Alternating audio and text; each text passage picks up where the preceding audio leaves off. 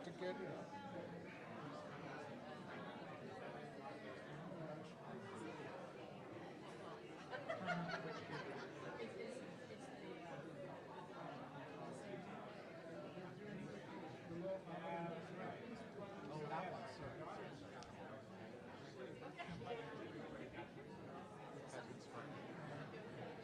good. I'm glad you can be there. Yeah.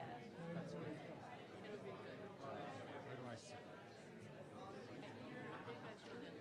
Oh, yeah.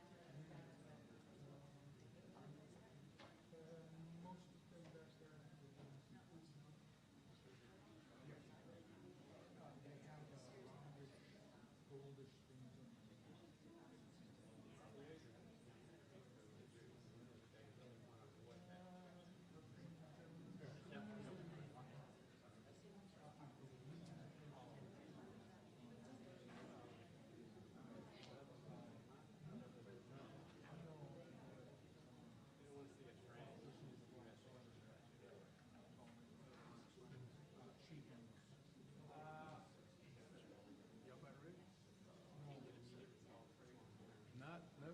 Okay. Well, he says we're not ready. Oh, we're not ready. What's going on? Oh, the live stream. The call. And Oh, the call.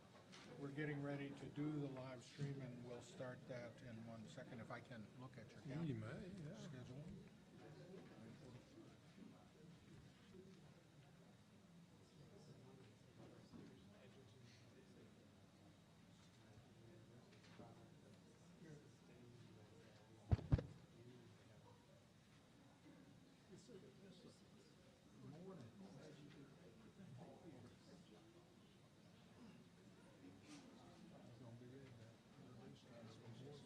Yes.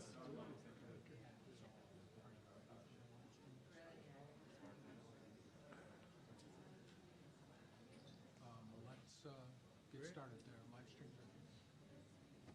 Okay. Well, good morning, everyone. I'd like to call everyone's attention. That's Dr. Mark Varner in the back with the loud voice. He's with APLU.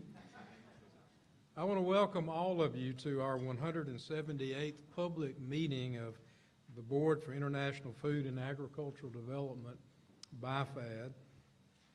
This morning, our board will address an important topic, improving nutrition through private sector engagement across food systems.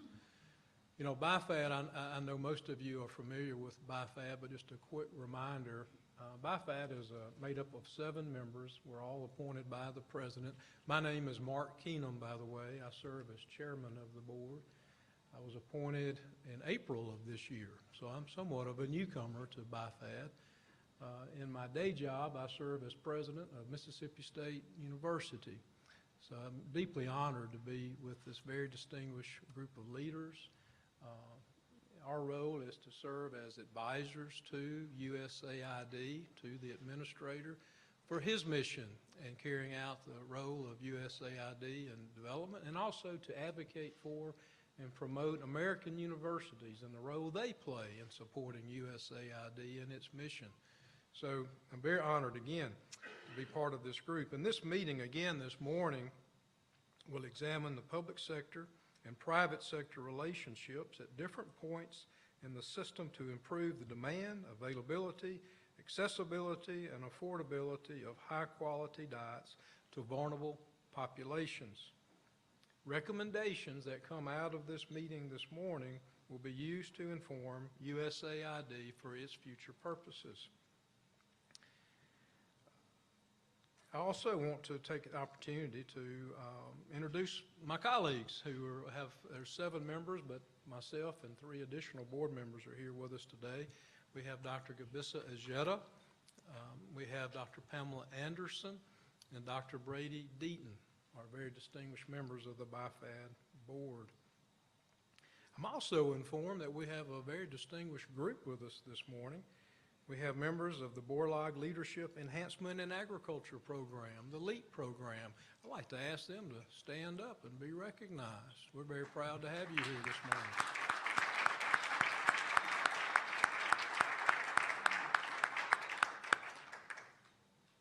I can tell you one of the highlights of my career was when I served, some of you know I served in a previous life as Undersecretary of the U.S. Department of Agriculture, and it was to meet and actually get to know Dr. Borlaug. He was obviously a legendary figure, and it was a highlight of my career to this point. So again, we're very proud and honored to have all of you here with us today. We're going to be having opportunities for public comments from the audience. So you can take notes and be prepared to make comments towards the end. Around 11:30, we're going to open it up for public comments, and we do listen and take notes as well. We do have this as being live streamed, and those of you who are watching this over the internet, you also have an opportunity to participate and send your comments in. And I hope on the screen we have where you can send your comments, but if it's not on the screen, if you send it by Twitter, it's hashtag BIFAD, and if you send your comments in by the internet, send it to mvarner, that's M-V-A-R-N-E-R, at aplu.org.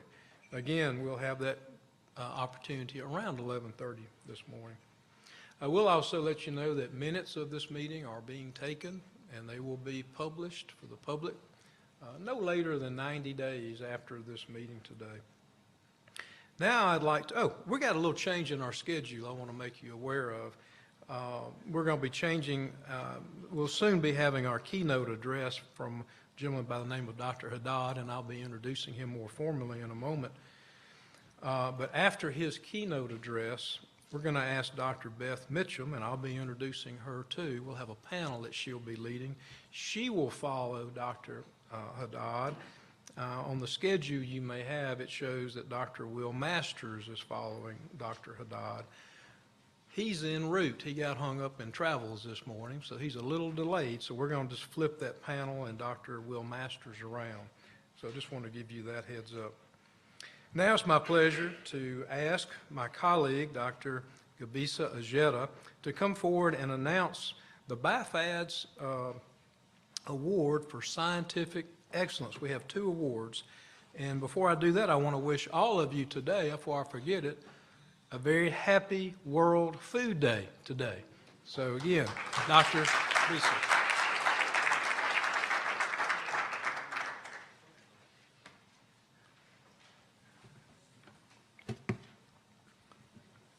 It's my pleasure to introduce this award, but let me recognize before I do that I'm actually standing in for Dr. Wadid Cruzado, who is the president of Montana State University, who chairs this committee. Unfortunately, she couldn't be with us. So I'm delighted to have the chance to do this. BIFAD offers 2 awards every year. and in the Feed the Future Innovation Lab. One award is given to a senior researcher or research team, and the second one is given to a graduate student who has excelled in conducting a particular agricultural research problem. And the principal award criteria is very, very high. First is demonstrated creativity in bringing about long-lasting, sustainable improvements in international food and agriculture. Second, evidence of sustainable increases in food security and economic growth without degradation to the environment. And third, success in communicating and disseminating the results to other peoples and places. BIFAD is pleased to announce a Senior Researcher Award given to Dr. Hilary Egna and her research team from the Feed the Future Innovation Lab for Aquaculture and Fisheries, led by Oregon State University. This team includes 6 other prominent scientists from the US, Vietnam, Kenya, the Philippines, and Bangladesh. The award recognizes the team for its work to address the critical production constraints of feed costs in aquaculture enterprises. The Aquafish Innovation Lab team has focused on finding low-cost alternatives to fish meal as a protein source in aquaculture diets for both small-scale and medium-scale farmers. Significant impacts of the Aquafish team's research include adoption of alternative protein formulation of snakehead fish feed by 90% of the commercial feed mills in the Mekong Delta and contributing to the lifting of a long-standing ban on snakehead production in Cambodia, imposed because snakehead farming caused illegal fishing. In Thailand, the Philippines, and Bangladesh, Innovation Lab results contributed to the adoption of alternate day feeding strategies for tilapia carp polyculture production, increased farmer profits by as much as 200% by feeding half the standard ration. The Aquafish Innovation Lab research team includes, in addition to Dr. Egna, Dr. David Bergeson, Professor Emeritus of the University of Rhode Island, Dr. Remedios Bolivar, Professor of Central Luzon State University in Philippines, Dr. Russell Borsky, Professor of North Carolina State University, Dr. Charles Ngugi, Courtesy Professor of Kenyatta University in Kenya, Dr. Tranti Tan Hien, Associate Professor at Kanto University in Vietnam, and Dr. Muhammad Abdul Wahab, Professor of Bangladesh Agricultural University. Please join me in congratulating and recognizing this Aquafish team.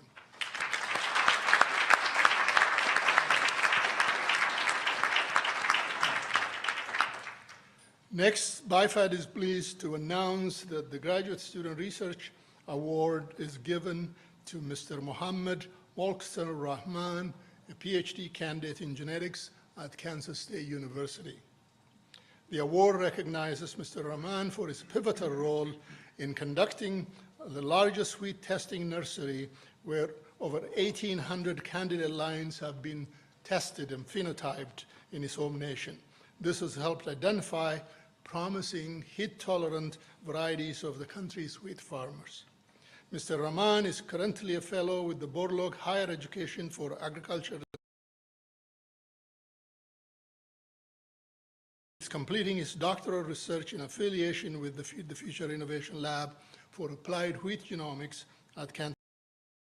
Jute, wheat, vegetables, pulse, and oil crops on his family's 5 acres of land. He attended Bangladesh Agriculture University, completing his BSc in agriculture in 2004 and MSc in genetics and plant breeding in 2006.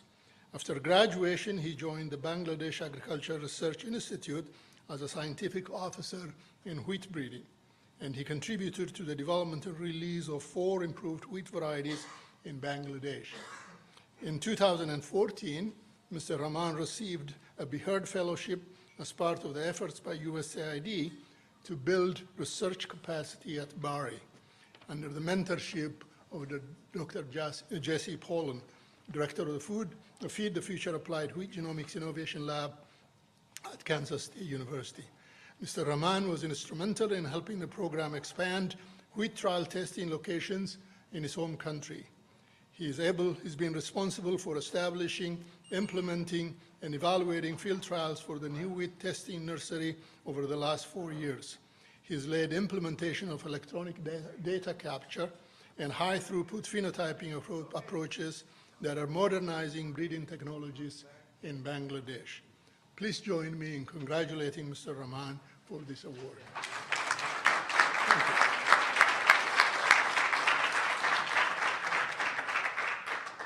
Thank you, Dr. Zeta. Those are two well-deserving award recipients. Thank you for your leadership in that effort.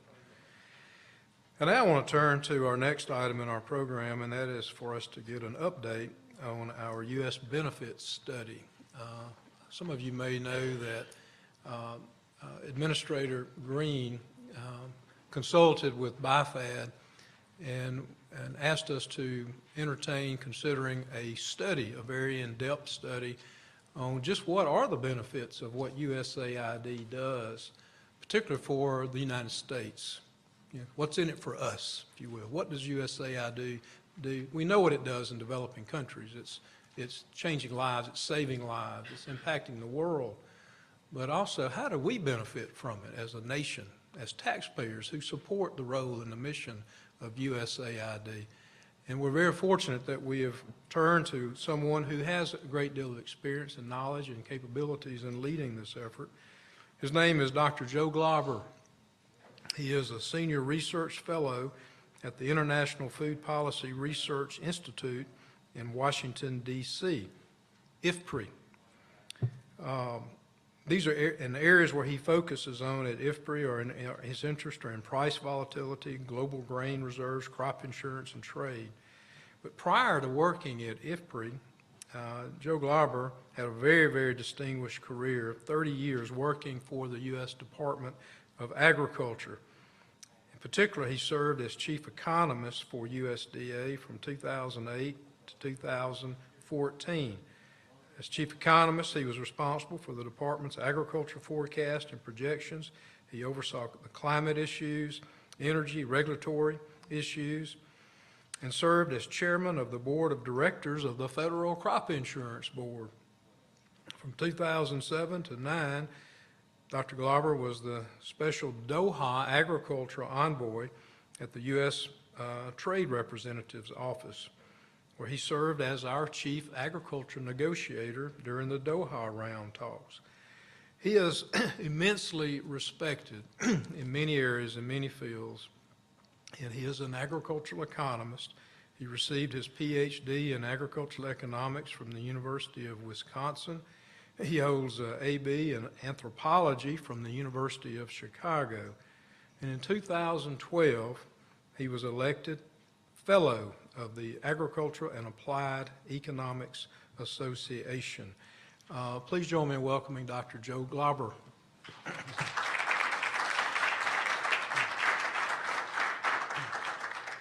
you, sir. Very nice.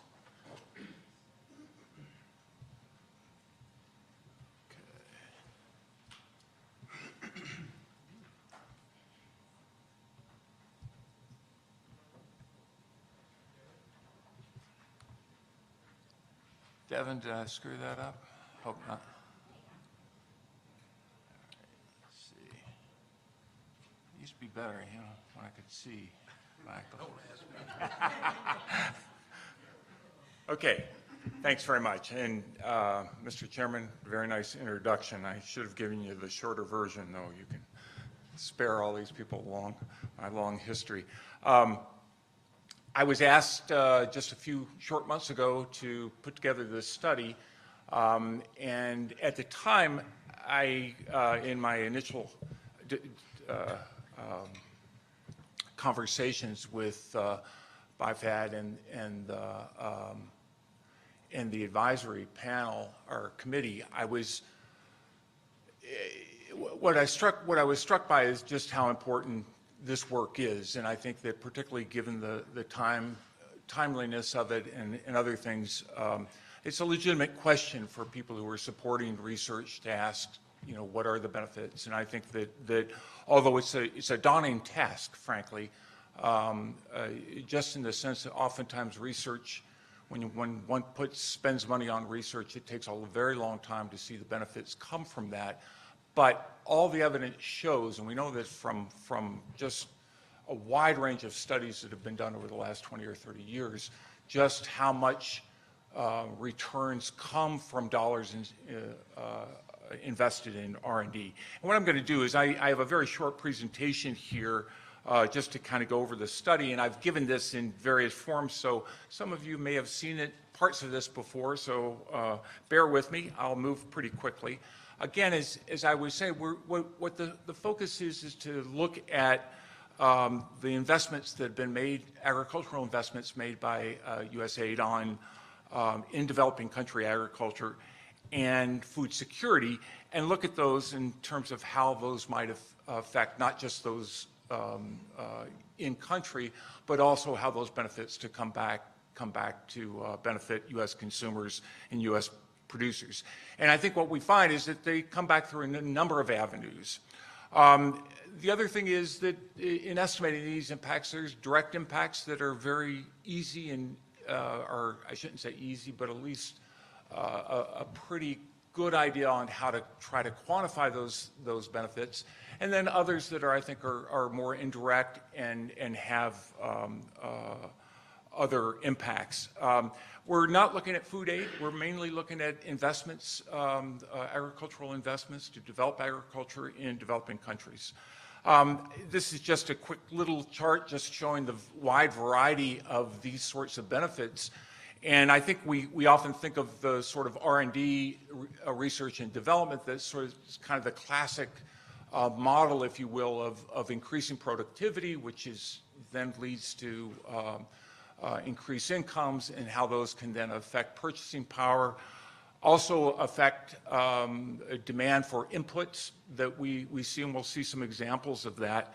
But there's a whole range of other things. You think of things like environmental benefits. There's a lot of projects that are that are having very positive impacts on the environment in terms of more strategic input use or efforts to decrease greenhouse gas emissions, other sorts of things. There are also spillover benefits, and we have a lot of cases where we can look at R&D benefits in areas of the world where we see that are addressing, say, drought or pest or whatever. But those also can come back and be introduced in the U.S. and see benefits there. And spillover benefits, as those of you who have looked at those things, are actually quite large, and oftentimes almost as large as some of the primary benefits that we see.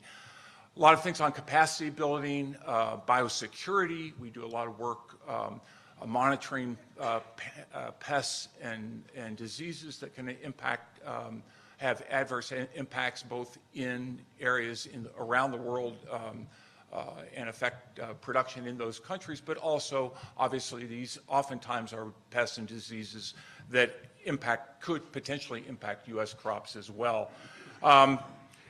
So, whole range of things. As I say, the classic one is looking at productivity gains and how that, in fact, increases income. But as I mentioned, there's a whole host of others like biosecurity, capacity building, geopolitical impacts, and environmental benefits. Again, leading the increase in productivity, here's just the chart that many of you have seen before, and I could have put dairy products up here or other higher value products that typically when one looks at households that are earning very, very little income, and we look at the marginal what a marginal increase in income would mean for those households. One is they do tend to purchase more food, which is, again, been one of the big drivers in the reduction in malnourishment and around the world.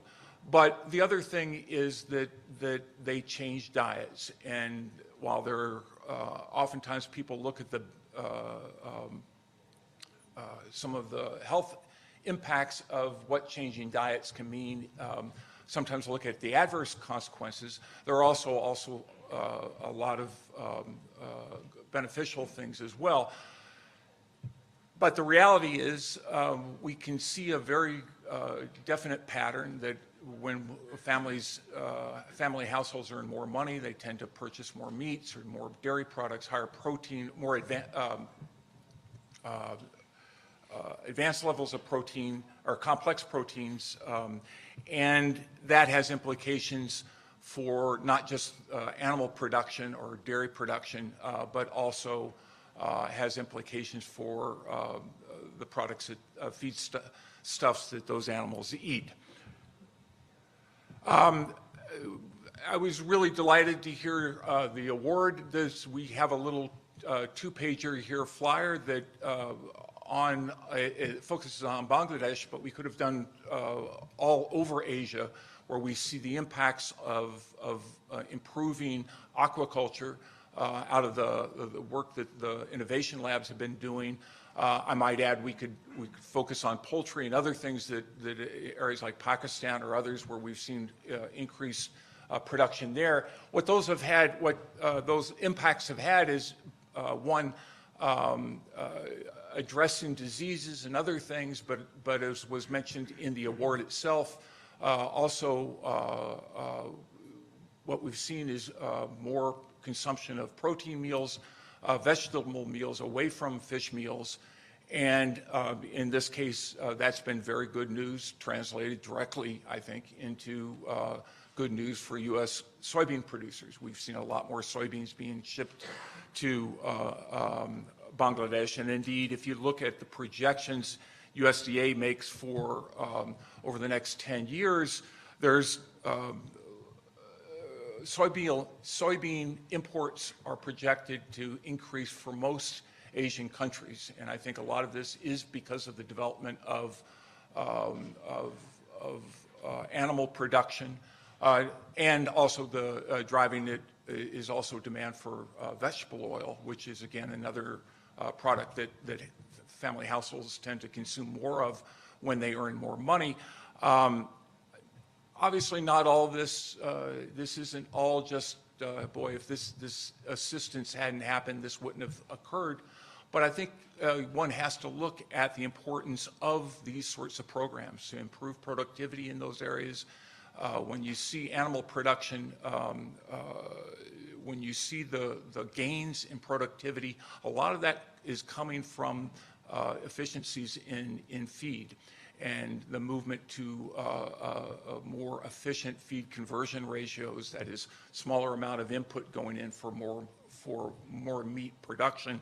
And a lot of that has involved things like soybean meal. Again, as I say, there's a lot of other efforts in terms of spillover benefits. I go through a lot of examples here, and we're looking at some of those right now as part of some of the case studies that we're doing for this project. But let me, for the sake of time, let me move through this a little bit faster.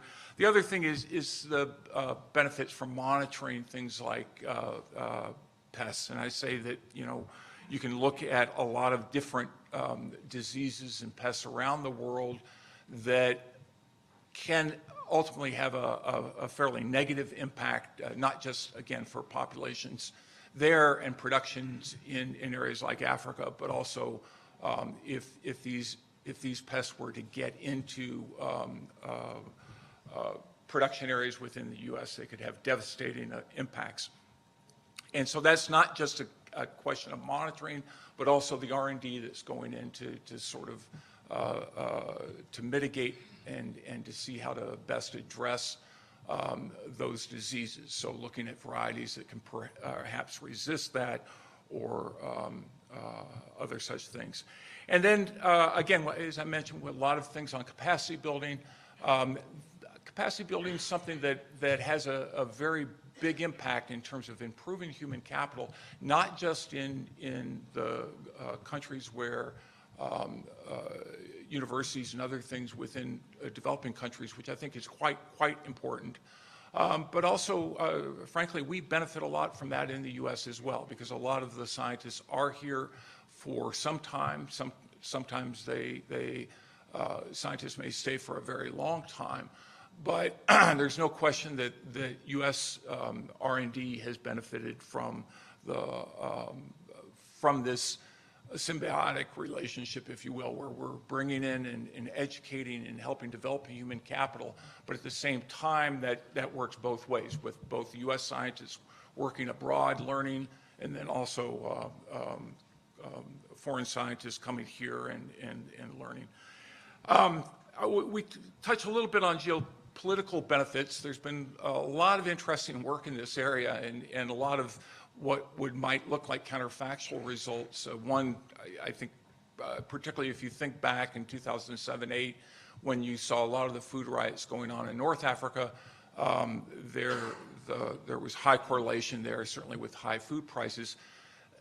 It's a little unclear, and I think we're trying to get at this a little bit by reviewing the literature about how much of that is causality. Which way does the causality go? What was the great line from Willie Tell or whatever? Forget the guy's name. A thief back in the 30s who was, they asked him why he robbed banks. He says, that's where the money is. And so to a degree, you see sometimes, you see where guerrilla activity and other sort of terrorist activity oftentimes hits villages that actually have had good harvests. So you see the causality working the other way as well. It's a difficult issue, but I think there's no question that, and certainly if you look at the experience in 2007, 2008, that those shortages were certainly the tinder, if you will, that sort of set off a lot of the problems that we saw then. Lastly, I just want to say that is a daunting task to quantify this. We again, as I mentioned, there's a long literature of looking at R&D and looking how that impacts or has an impact on productivity, looking at R&D expenditures and seeing what the longer run impacts of that will be. And IFPRI's been doing a lot of that work as well. We're trying to tie that back in to see how that impacts what that has effects on poverty, what then those impacts might be on household expenditures and food expenditures, et cetera. But there's just a lot out there that I think is more along the lines of really digging into an individual case study, looking at what the potential benefits are, and we're trying to do that. And with that, I'll just close by saying that I think that's something that is really important to get input. And Mark mentioned the Twitter hashtag. What was it? Hashtag BIFAD, and then mvarner@aplu.org. If you have ideas, by all means, send them. I think my information's on here as well, yes. So you can reach me at IFPRI, although it's not at IFPRI, it's at CGIAR. So I like to say to people, close but no cigar. Yeah, in any event, I can be reached there. So with that, Mr. Chairman, I'll pass it back to you. Thank you very much. Thank you. Thank you, Dr. Lauber. There's no question that this very important study is in very good and capable hands. And I'm not sure if you mentioned, but a target date for him delivering this study to the public is in the spring of next year. So a lot has to be done in a relatively short period of time. Okay, next on our agenda this morning, we want to hear from a very, very special leader within USAID, someone that I'm sure all of you know very well and have great admiration and respect for. Dr. Rob Bertram. He is the chief scientist in USAID's Bureau for Food Security. Well, he serves as a key advisor on a range of technical and program issues to advance global food security and nutrition. In this role, he leads USAID's evidence-based efforts to advance research, technology, and implementation in support of our U.S. government's Global Hunger and Food Security Initiative, Feed the Future. He previously served as Director of the Office of Agriculture Research Policy in the Bureau of Food Security, which leads implementation of Feed the Future research strategy and related efforts to scale innovations in global food security efforts, working with a wide range of partners to USAID. Dr. Bertram's academic background is in plant breeding and genetics. He has degrees from University of California, Davis, the University of Minnesota, and the University of Maryland. Please join me in welcoming Dr. Rob Bertram.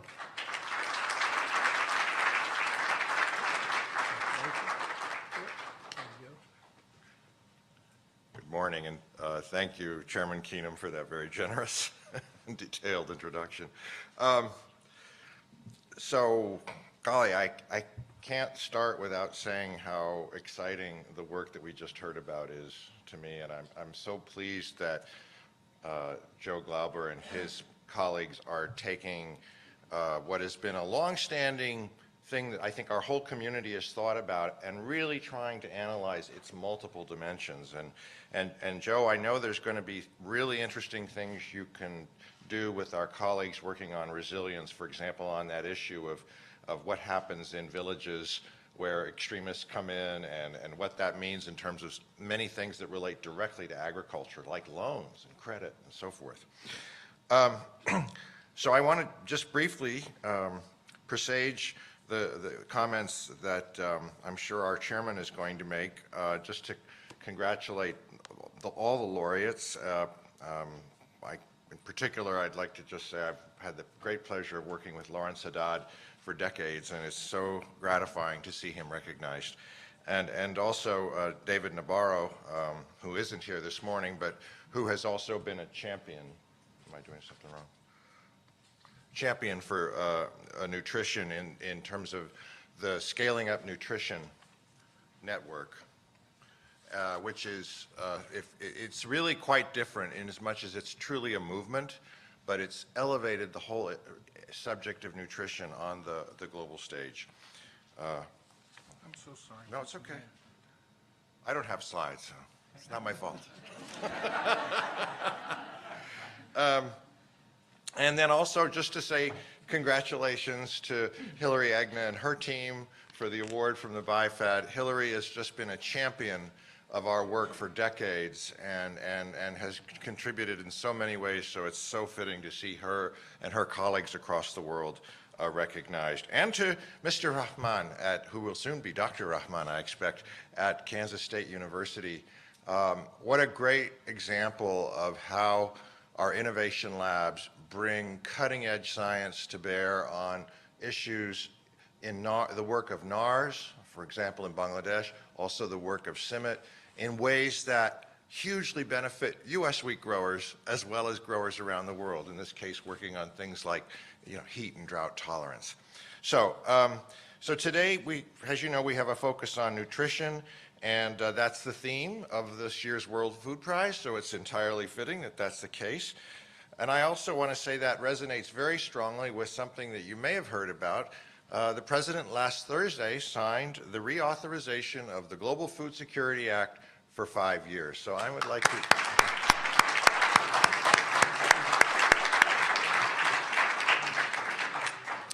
Dr. Beth Dunford, whom many of you know and who would have loved to have been here this week, who heads our bureau and who with our administrator Mark Green leads the whole of government work of Feed the Future, asked me to convey her sentiments about this landmark.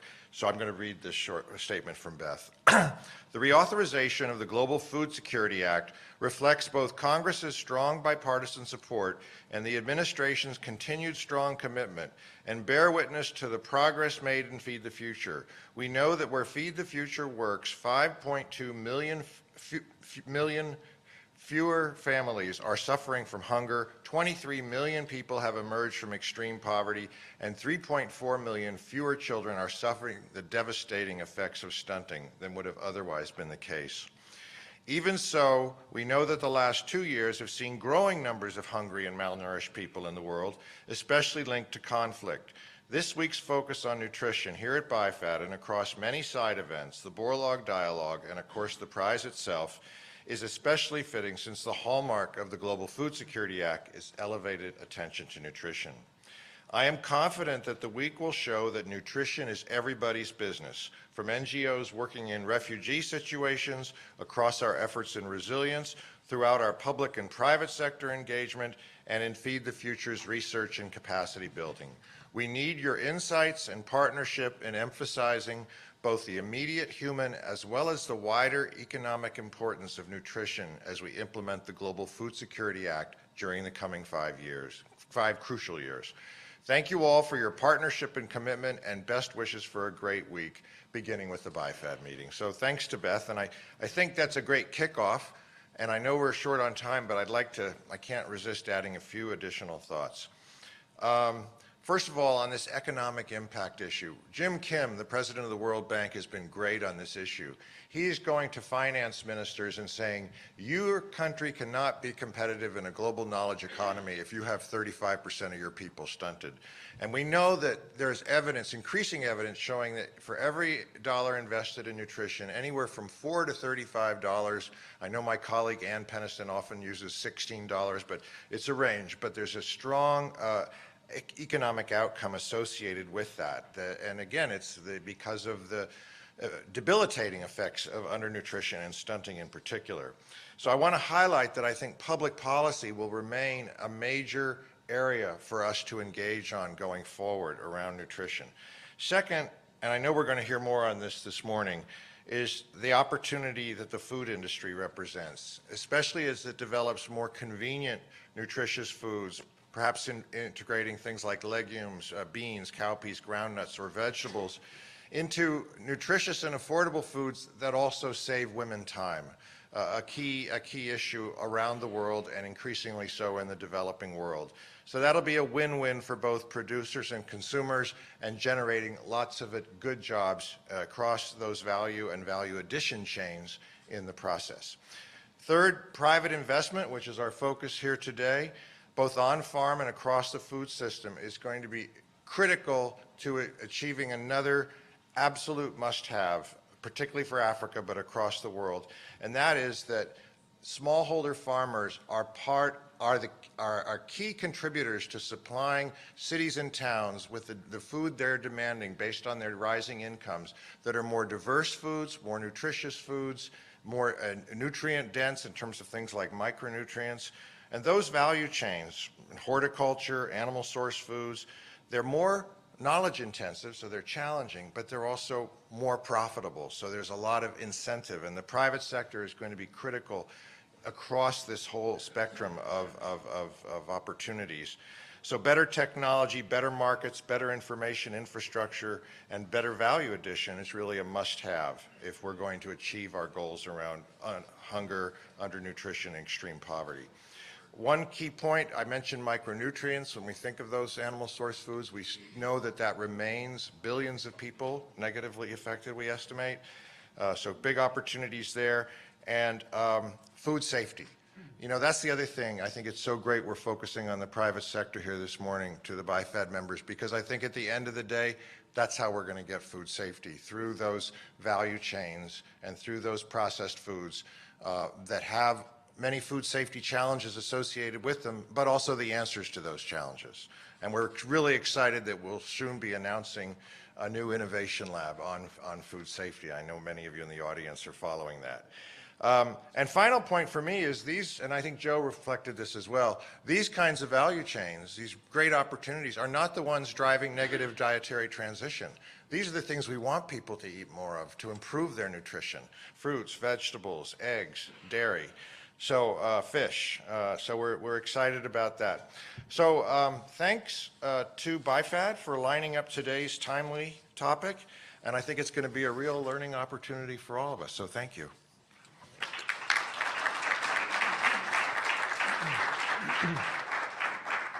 Thank you very much, Dr. Bertram. Yes. Will Masters is here, so Yeah, we'll go right, back to regular right, schedule. right. I've just been informed that Dr. Will Masters made it here, and so I mentioned earlier we might flip the program around, but we'll stick to the original schedule that you all have. Now it's my pleasure and privilege to introduce our keynote speaker for this morning. His name is Dr. Lawrence Haddad. He is the Executive Director of the Global Alliance for Improved Nutrition, GAIN. He's been in that position since October of 2016. Prior to this, Dr. Haddad was the founding co-chair and lead author of the Global Nutrition Report from 2014 to 2016.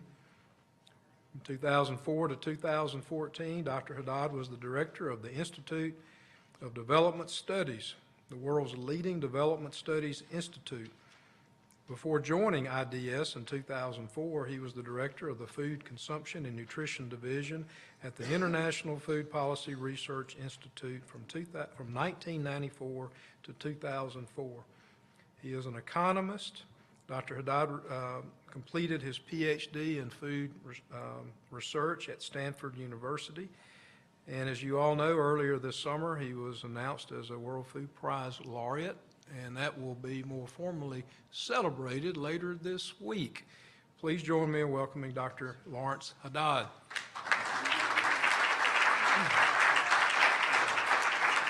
Congratulations. Thank you, Mark, and thank you guys for showing up early on a Tuesday morning. First of all, I want to congratulate BIFAD and USAID for picking this topic. I think this topic on engaging the private sector for nutrition is a coming area, and it's an area that many of us are realizing we're never going to achieve the SDGs by 2030 without the private sector. Governments can't do it on their own, NGOs can't do it on their own, development partners can't do it on their own. The private sector has to be one of the 4 or 5 key stakeholders involved in this. The question is how, when, where, and why. The organization that I lead, GAIN, is one of the places where nutrition and business meet. And so I'm very happy to talk to you about my learnings and my thoughts about this. I've got 10 minutes, so I've got 10 points. So I will try and be very disciplined about time. The first point I'd like to make is that when we think about malnutrition, many of us think about hunger. We think about the 821 million people who don't go to bed each night with enough food in their stomachs.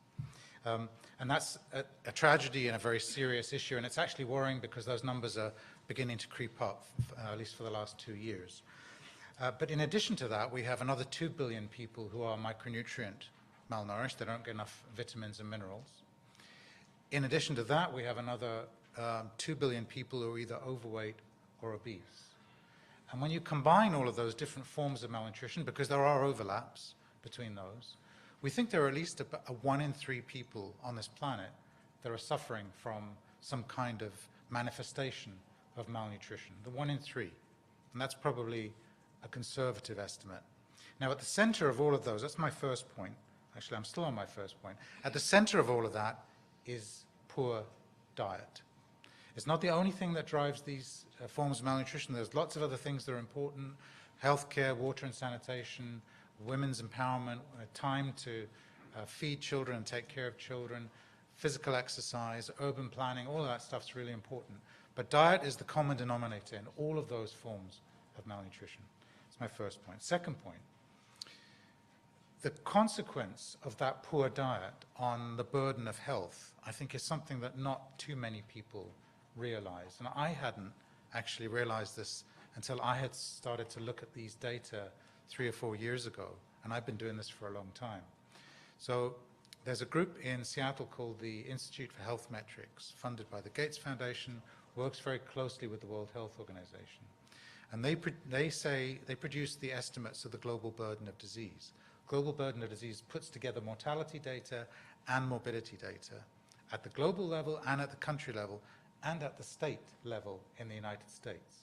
So for India, for example, of the top 10 risk factors responsible for India's burden of disease, 6 of those are related in one way or another to diet. 6 of the top 10. The other ones are alcohol, drugs, pollution, air pollution, and water and sanitation. For Iowa, I looked at the Iowa the data just before I came here. For Iowa, because we have those data, 5 of the top 7 are related to diet, the risk factors. 5 of the top 7 are related to diet. So diet is very, very important for all countries, not just the countries that we like to call developing countries. Third point, what shapes those diets? What shapes how easy is it to make healthy choices about diet? Well, really the food system is probably the main shaper of what is available, what is affordable, and actually what is desirable, because the food system, everything from food on the farm, food in the oceans, food in the forests, everything, that journey that ends up in our stomachs, all of those organizations have a chance to shape the demand, the supply, and the enabling environment. So food systems are a very important focus of this, of course, including smallholder farmers. Fourth point, businesses are the main investors in food systems. So if we want to shape food systems so that they make healthy choices easier, we have to begin to understand and engage with businesses. Fifth point, I come across many people who, more so in the nutrition community than in the agriculture community, who say, you know what, I don't want to engage with business. We don't want to engage with business. Businesses only interested in commerce and profit, and nutrition and health be damned. My answer to them is, you're living in a fantasy world. You're living in a fantasy world because most people acquire their food from markets. Look at the latest World Bank data that's coming out of their LSMS team. We had them run the data for the 9 countries where GAIN has country offices, because we want to know how our program should be designed and shaped according to what people actually eat and where they get it from. Even in rural areas, even in Ethiopia, 50% of the food that is acquired is through markets. And in other countries like India and Bangladesh, and other African countries, Nigeria, that percentage is much, much higher. It's in the 80 and 90%. So we have to rethink about where people get food from. When I was learning about food and nutrition at Stanford in the 80s, most people got their food through semi-subsistence in the countries we were working in. That's changing, and it's changing really fast. And the reason that's important is that food prices for foods that are non-staples, the kinds of things that Rob was talking about, fruits, vegetables, beans, eggs, dairy, fish, the prices of those foods are increasing in a real sense over time, really quite rapidly. Where we have really good data, like in Ethiopia from our IFPRI colleagues, the increases are really striking, 50, 60% increase in the real price of those kinds of foods over a 5, 6, 7 year period. So my 6th point is that businesses for sure are part of the problem, certainly when it comes to things around diabetes and hypertension and cancer and the consumption of highly processed food that is very high in salt, sugar, and fat, and very little else. But they have to be, and I believe they are already, becoming a big part of the solution, and we have to see them that way. 7th point. So how do we actually think about businesses? I spend a lot of my time at GAIN and with our partners in deconstructing what businesses means, what the private sector means. It means lots of different things to lots of different people. And that leads to really unproductive conversations and very lack of incisive analysis. So very simply, and we could get a lot more complex, but I don't have the time, there are 4 kinds of, this is my point 7, there are 4 kinds of buckets of business I think we need to really think hard about. The first one is fortification and reformulation. So in other words, let's look at things that people are already consuming, and let's see if we can add micronutrients to them, and let's see if we can take salt, sugar, trans fats, and those kinds of things out of them. First bit is the fortification, the second bit is the reformulation. It's actually really complicated to do this. Before I joined GAIN, I thought fortification was get some premix, add it, stir, and distribute. Of course, it's much more complicated than that, as I was told by my colleagues. There are a lot of food safety issues, there's a lot of demand creation issues, there are a lot of regulation issues, there are a lot of trade issues, a lot of tariff sets of issues, taxes, all sorts of standards, capacity development. And the reformulation issues are complicated as well. A lot of companies don't even brag about the reformulation because they're worried that it'll drive their consumers away. People who love their products, if they knew that there was less sugar in them, they would not buy them. So that's the first sort of bucket. It's straightforward. It's not easy, but it's straightforward, and we kind of know what to do in those two areas. The second one is, again, something Rob mentioned. There are lots of small, medium, and even quite large national companies that are parts of domestic value chains that are actually producing and involved in the production of foods that are really part of a healthy diet. Not because they are purpose-driven, it just happens to be the sector they're in. Horticulture, dairy, eggs, fish.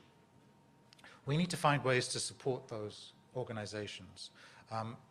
Right now in Nairobi, there's a big meeting that's being organized by GAIN and partners called the Nutrition Africa Investment Forum.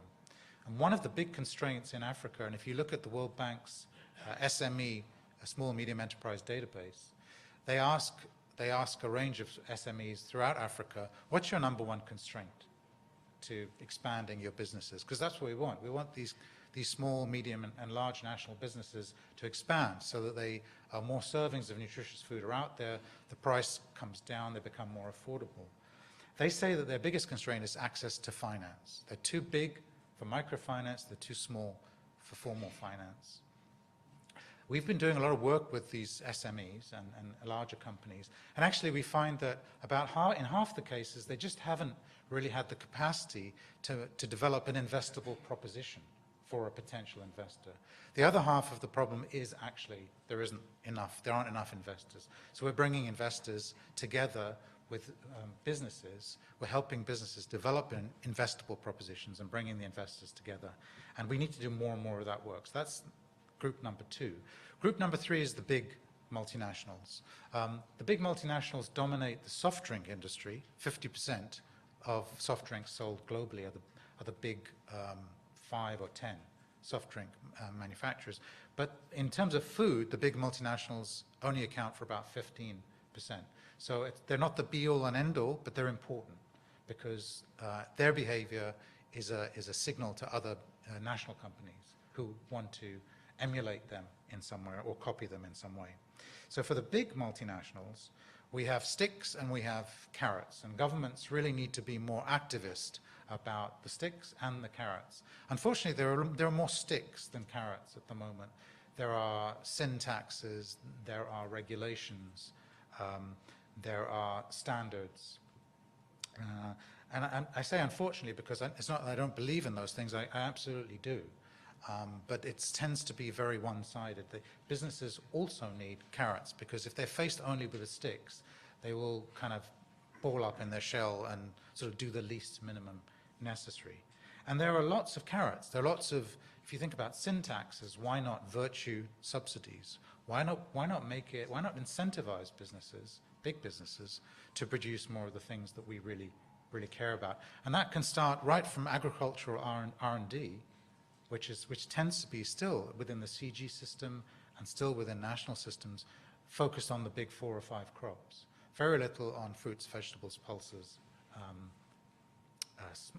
animal source foods, and dairy.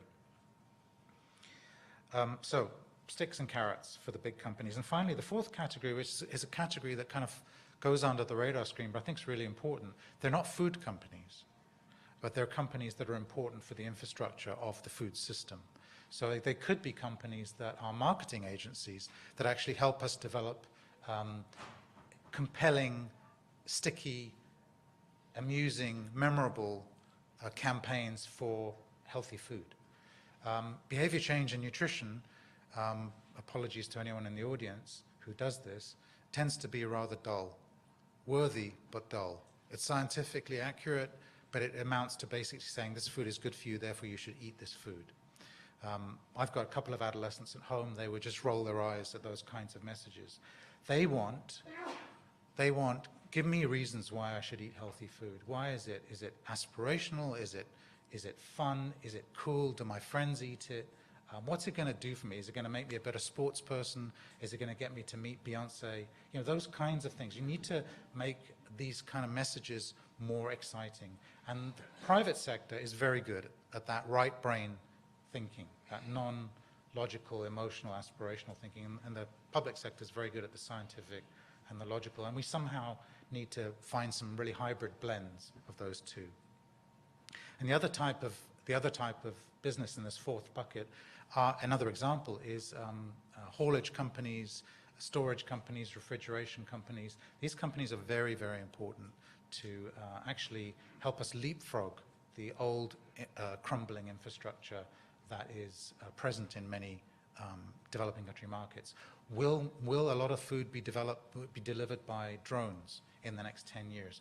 I kind of said that's ridiculous, but then I read an article about China, and it's already happening in lots of places in China. So I think we again have to start thinking differently about what business can and cannot do. My eighth point is to make all of this happen, we really need multi-stakeholder dialogues. And I kind of roll my eyes when I hear the word multi-stakeholder dialogue, because it's such a, again, forgive me, it's such a boring term, but it is, what it's trying to say is absolutely essential. We need all corners of society to come together and collectively analyze, collectively share, and collectively plot. And that could be at a very national level, a global level, but it can also be at a community level as well. So that's very important. And there are lots of platforms that are out there. GAIN co-hosts the Sun Business Network with the World Food Programme. That's just one example. There are many others. The FRESH platform, the World Business Council for Sustainable Development, the FRESH, and the EAT Forum. There are many of these platforms, and we need many more of them at a national and subnational level. Ninth point, we have to share the information. It's very difficult to find out what works and what doesn't work in this public-private nutrition space. First of all, not much of it is documented. What is documented tends to be high-income country examples. We need, for research, the research community out there, you need to do more work on documenting when these public-private partnerships work and when they don't work. I'm so tired of being on panels with business leaders who say, we've got this fabulous public-private partnership. It's doing this, this, and this. I say, great, where can I find out more about it? They say, go to the website. I go to the website, and I find like a 2-page document, which is a PR document. There's no independent evaluation of any of this stuff. So GAIN is investing a lot of its resources in evaluating, in getting other people to evaluate our public-private work. And then finally, engage. We don't have the luxury of not being able to engage. One of my colleagues at GAIN said, actually, the nutrition community needs business much more than the business community needs nutrition. I'm not sure I quite agree with that. I think there's a strong mutual need.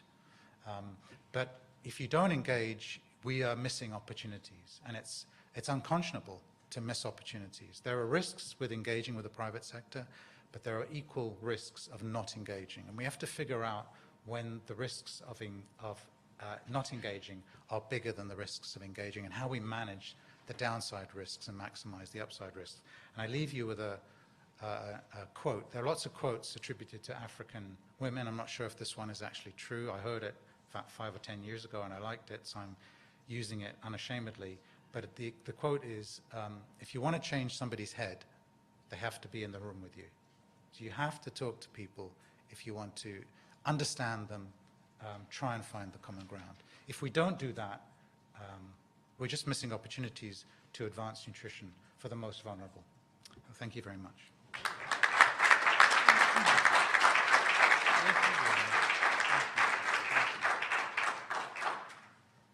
Dr. Dye, thank you for that very insightful message this morning and for the outstanding work you and GAIN are doing.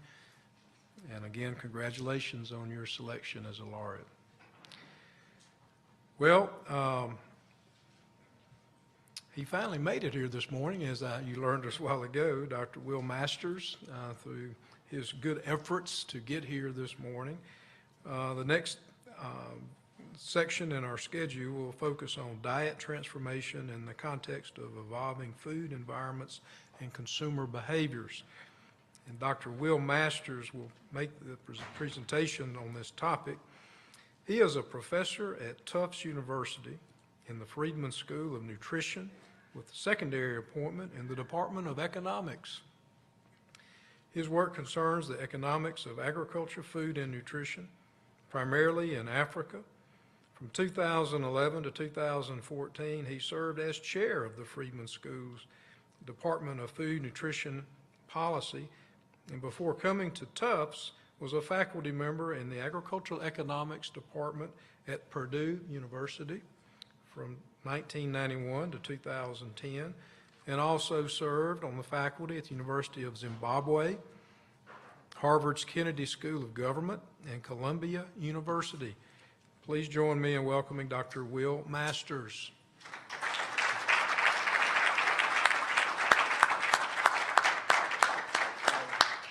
Glad you could make it. Yes, thank you, Mark. I'm very glad I got here. 2 unrelated flight delays last night and then again this morning, but really glad to be here in time to have heard Lawrence's talk and to celebrate his work directly with the private sector, and also later on this week to celebrate David Navarro's work with governments through the United Nations system. And all of that, of course, fueled by the institutions, the public institutions in the United States that BIFAD and this dialogue advise and have done so for so long. So what I'd like to do is, from an academic perspective, share some of the evidence that we have on the processes that could inform our decisions as participants in the BIFAD dialogue that we'll have today and in coming time.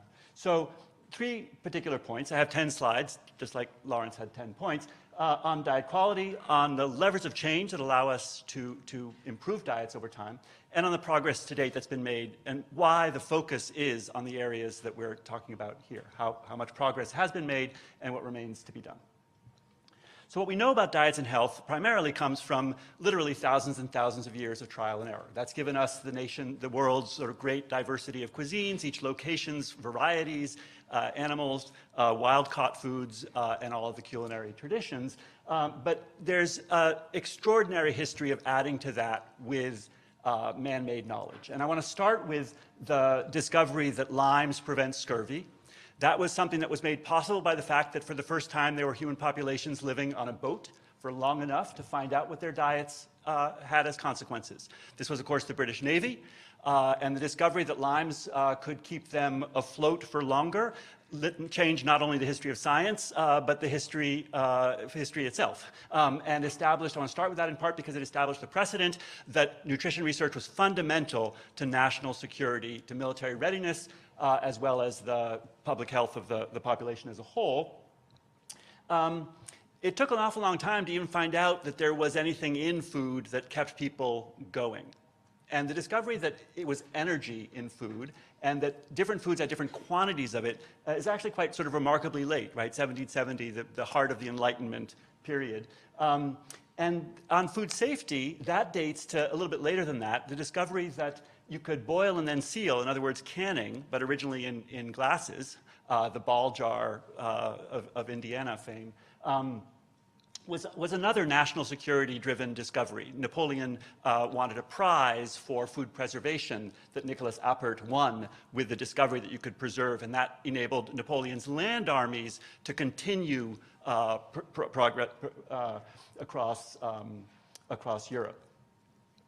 The discipline of biochemistry really starts with unpacking energy and finding out that there's 3 different kinds of compounds that metabolize differently inside the body. And that is hugely important for the current obesity epidemic, understanding the differences between fats, proteins, and carbohydrates. The idea that even if food hadn't spoiled, that there might be something invisible in it that would cause illness and that pasteurization could remedy that is something that's remarkably late in history, 1864, and remains absolutely central to a lot of debates in food policy. The idea that there's other things in foods that could protect against disease as part of the food, not the food itself, but rice husks preventing beriberi, and then many other individual specific actual vitamins isolated starting in the 1930s, that led to the whole unfolding of nutrition science as we know it now, embodied in dietary guidelines that focus on individual nutrients and the adequacy of those nutrients to prevent diseases. And it was only very late, literally in the 1990s, that we had enough evidence of people in free living populations, not soldiers, not sailors on boats, not soldiers in the army, but free living populations, what they ate, how one food displaced another, how the whole diet pattern and the groups of foods were associated with long-term health in a population where the infectious diseases, so we weren't dying of diseases that could be prevented through vaccination or antibiotics and surgery and so forth, but rather experiencing the full weight of metabolic change over the life course, that we could find out how food groups mattered. And it was only in 2000 that we had an individual food group separated out in our dietary guidelines, to say there's something else about fruits and vegetables that isn't just the vitamins and isn't just the minerals, that is actually protective in health. And it's astonishingly recent and unsurprising, perhaps, therefore, that we have that as one of the primary goals of nutrition research and advocacy, is to find ways for the private sector and markets to improve fruit and vegetable consumption. But there are things inside food that turn out to be harmful unexpectedly. And the flagship story of that is trans fats, something that was and is delicious, something that was and is astoundingly low cost and very convenient and helpful in preparing packaged foods, and turns out to be really, really harmful. And the United States was among the first to act very proactively and successfully to take it out of our food supply. It is a tremendous challenge in low-income countries to do that for them as well. When we think about ways to improve the diet, modern science, so having moved from agricultural economics at Purdue University in the heart of US agriculture to work more and more on nutrition, and over the last decade moving into a health science campus around a medical school, the School of Nutrition at Tufts, we're really understanding nutrition in a different way. So here's a way to sort of frame that in a way that might be helpful, that daily energy needs are fixed around metabolic set points. Those are quite poorly measured, except in laboratories. So if I put someone in a laboratory, or our Human Nutrition Research Center, one of the federal labs, USDA Ag Research Service federal labs, puts someone in metabolic chambers, measures diet very, very carefully, you can measure it quite precisely. But for people in free living situations, it's very hard to measure what people eat, very hard to measure energy expenditure. For me, as best as we can tell, it's something like that. Of course, I don't know exactly because I don't need to. Just get up on a scale every now and then. That tells me if I was over or under. We do adjust for physical activity. So if I've gained weight, I can run. If I want to have extra dessert, I can run. Have to run quite a ways, about 16 minutes for a Coke. But that's the beginning of the balance. And then as I age, body composition changes. I'll get shorter. And that will influence the mix of nutrients in my body weight.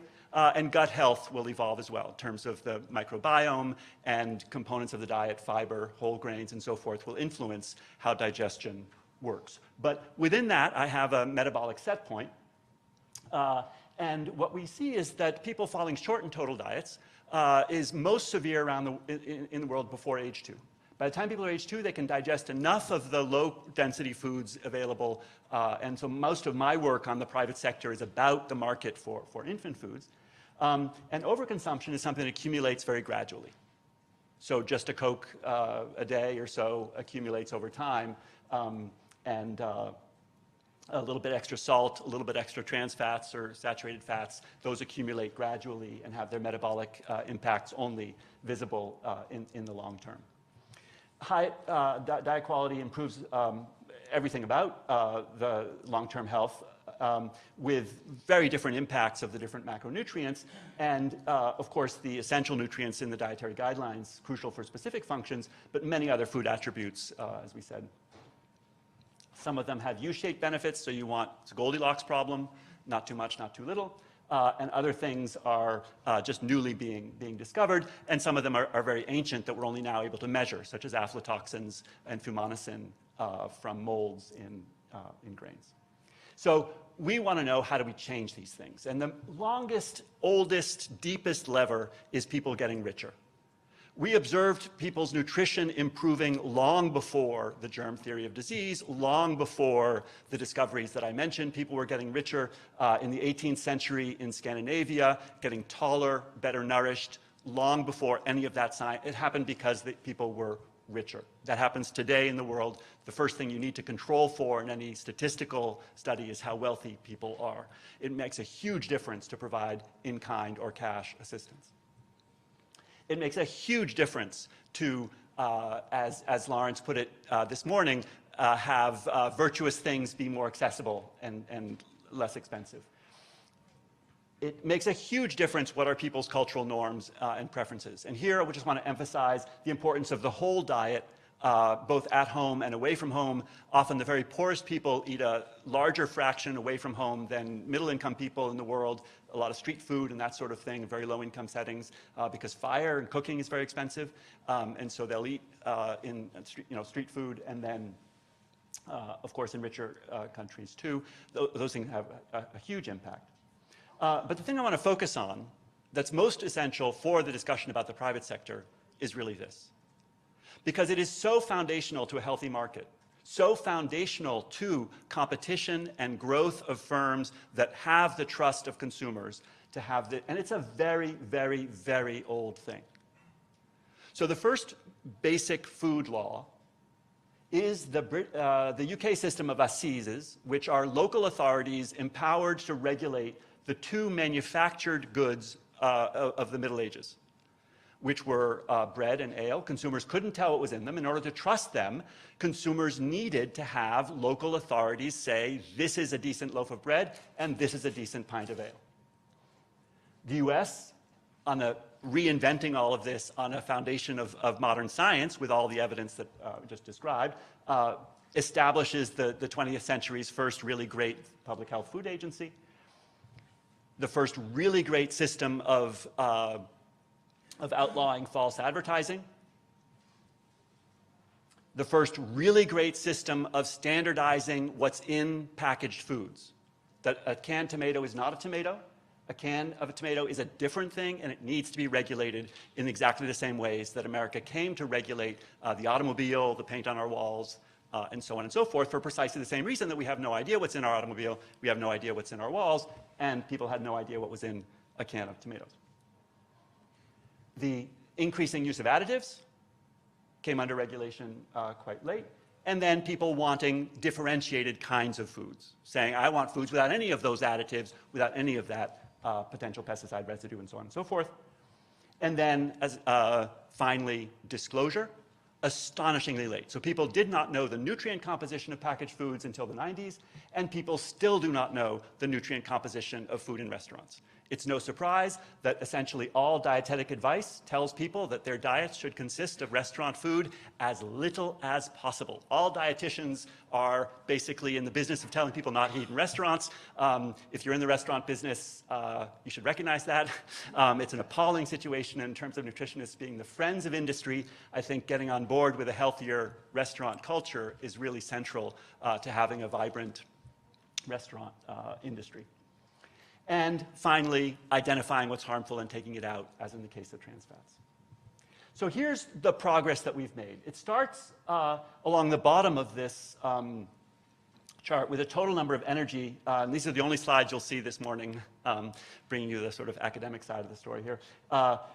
As countries around the world have finally gotten enough food to get taller and bigger, and perhaps more physically active. And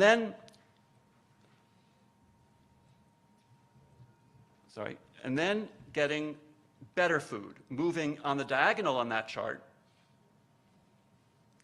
towards more diverse foods, including the fruits and vegetables, but also animal-sourced foods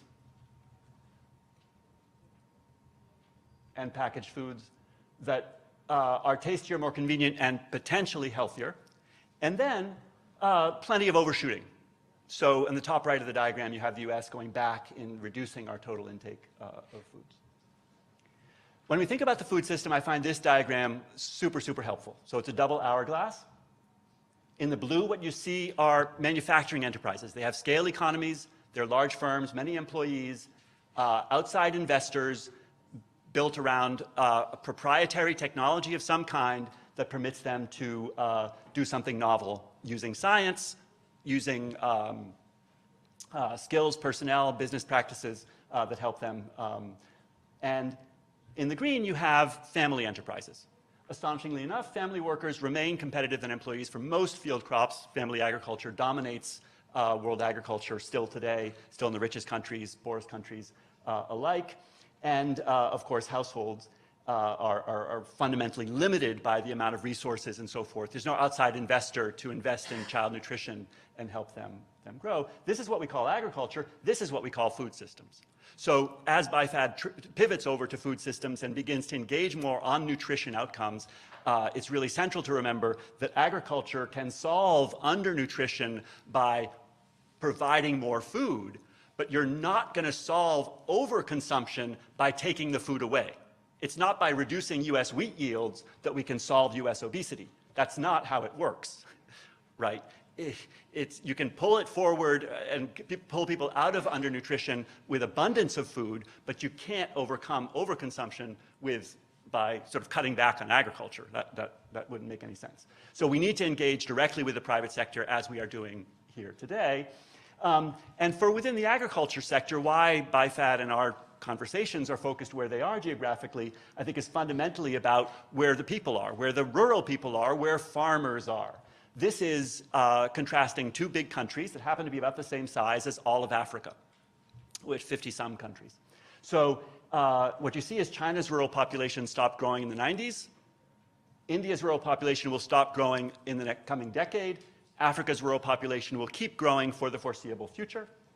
At each turning point, that's when each remaining rural person can begin to rent in or buy the land of their neighbor who is left, and their farm sizes can expand. The US peak happened to be around 1914. That then led to about 80 years of falling farm sizes that ended about 20 years ago, and to have stable farm sizes in Iowa and so forth. And Africa will have this continued rise in rural population for the foreseeable future, in part because of improved nutrition, as we'll see. So the key insight for BIFAD-type conversations is that, and this is just the one bit of sort of evidence I'll show you in a new way, it comes from the paper at the bottom of this is what's called a Preston curve, because on the horizontal axis you have the national income per capita, the average total amount of everything, public and private sector, in each country. The green dots are 1991, the blue circles are 2010, and the top one is Africa, which you can see is significantly above all other countries in the fraction of workers who are in agriculture, and there was no shift from the 90s to the 2010s, from the green to the blue. Contrast that with stunting. With USAID's deepest, and the world, through the Sustainable Development Goals, the world's deepest, most important aspiration for our children is that they grow up to fulfill their genetic potential. That is our goal. Every one of us as parents, and us as participants in civic conversations about what governments should do, we are fundamentally concerned with achieving the potential of every child. We know that's not being fulfilled if children are, if the distribution of child heights, obviously any individual could have, be short or tall based on genetics, but in Africa and in other countries when incomes are low, stunting rates, fraction of people who are below their potential height is astonishingly high. And what you see here is that at each level of national income, stunting rates are higher in Africa than in other regions. That's partly because Africans are more likely to be stuck on the farm at much lower income than people in town. It's also because African countries have still have less of the basic inputs into maternal and child health that lead a child to fulfill their genetic potential, both in utero and in infancy. Remember, most of the undernutrition happens before age 2. And what's astonishing is how that fraction children who are stunted in each of the regions has shifted down from the 1990s to the 2010s. So at each level of income, a smaller fraction stunted. That means countries are doing more with the same amount of national income, both private income and government public services, because we have better technology, we have better institutions, we have safety nets, we have incentives, and we have technological products that allow us to intervene in maternal and child nutrition and get better outcomes for the same money in a way that is, I believe, one of the greatest success stories after vaccination and a few other huge public health achievements. This really has to be one of the greatest ones, that at the same level of income, and of course countries are also getting richer over time, which leads to this. So this is the other half of the nutrition transition, filling the nutrient gaps and having people meet their genetic potential in linear growth for height, but overshooting in terms of salt and sodium and hypertension, in terms of sugar and carbohydrates and endocrine response leading to prediabetes and diabetes, and then ultimately measured most clearly in obesity rates. And what you see here, I've shifted the two out side by side. So you see on the left-hand side Africa, very strong income gradient as Africans move into the modern food system, acquire the ability to buy what's on the market, experiencing something that would be very, very harmful in terms of diabetes rates and so on and so forth as people age. And in other countries, this remarkable shift up at each income level. So something is changing in the food environment, or was changing up to 2010, that, as you saw from the first chart, began to go backwards actually after that time. So what I hope is helpful framing, this will be the end of the slides for this morning, this idea about diet quality, that you have a calorie budget to spend as you will, spend it in healthy ways, that there are levers of change available to improve it, that we have achieved tremendous progress in filling nutrient gaps and avoiding undernutrition, but now this equally important challenge of overconsumption. And using all the tools is really helpful. It makes no sense to go to battle in this sort of fundamentally, historically sort of began with national security concerns and military readiness. We don't want to go to battle with just some of the tools at our disposal. And that there's been tremendous progress to date. It's a glass, in some sense, half full, because we've made it so. We keep moving and growing, wanting more for our children as we are able to deliver more, and the challenges are as big as the progress has been. Thanks very much.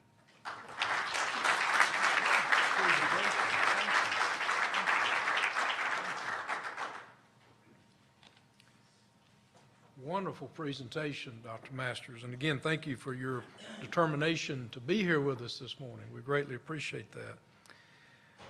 Okay, we're going to move next to a panel discussion this morning, enabling environment to accelerate private sector engagement and improving diet quality, market infrastructure, research and development, enabling trade policy. Leading our panel this morning will be Dr. Beth Mitchum. She is director of the Horticulture Innovation Lab. That's a $37 million program funded by USAID and managed by the University of California, Davis. As program director, she manages a portfolio of 24 agriculture development projects, empowering smallholder farmers to earn more income while better nourishing their communities. Dr. Mitchum is an internationally renowned expert in post-harvest physiology with an emphasis on reducing food loss and maintaining produce freshness after harvest. Dr. Mitchum joined UC Davis faculty in 1992 and holds degrees in horticulture from the University of Maryland, PhD and a bachelor's degree, and yay!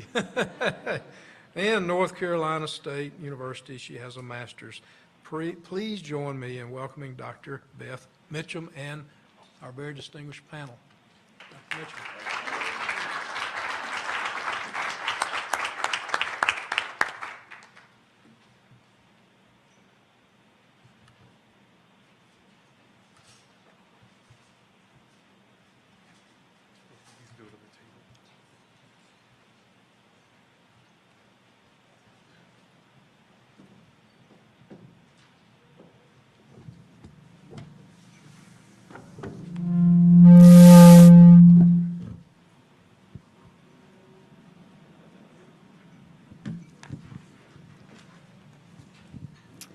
Okay. Is it on? Okay. Thank you very much, Chairman Keenum. And it's such a great pleasure to be here with BIFAD and with all of you. Thank you for being here this morning. And I'm very excited about hosting this panel. Do we have our third panelist, Gladys, on the phone? Hopefully we'll be getting her online shortly. Just a few introductory remarks about this panel.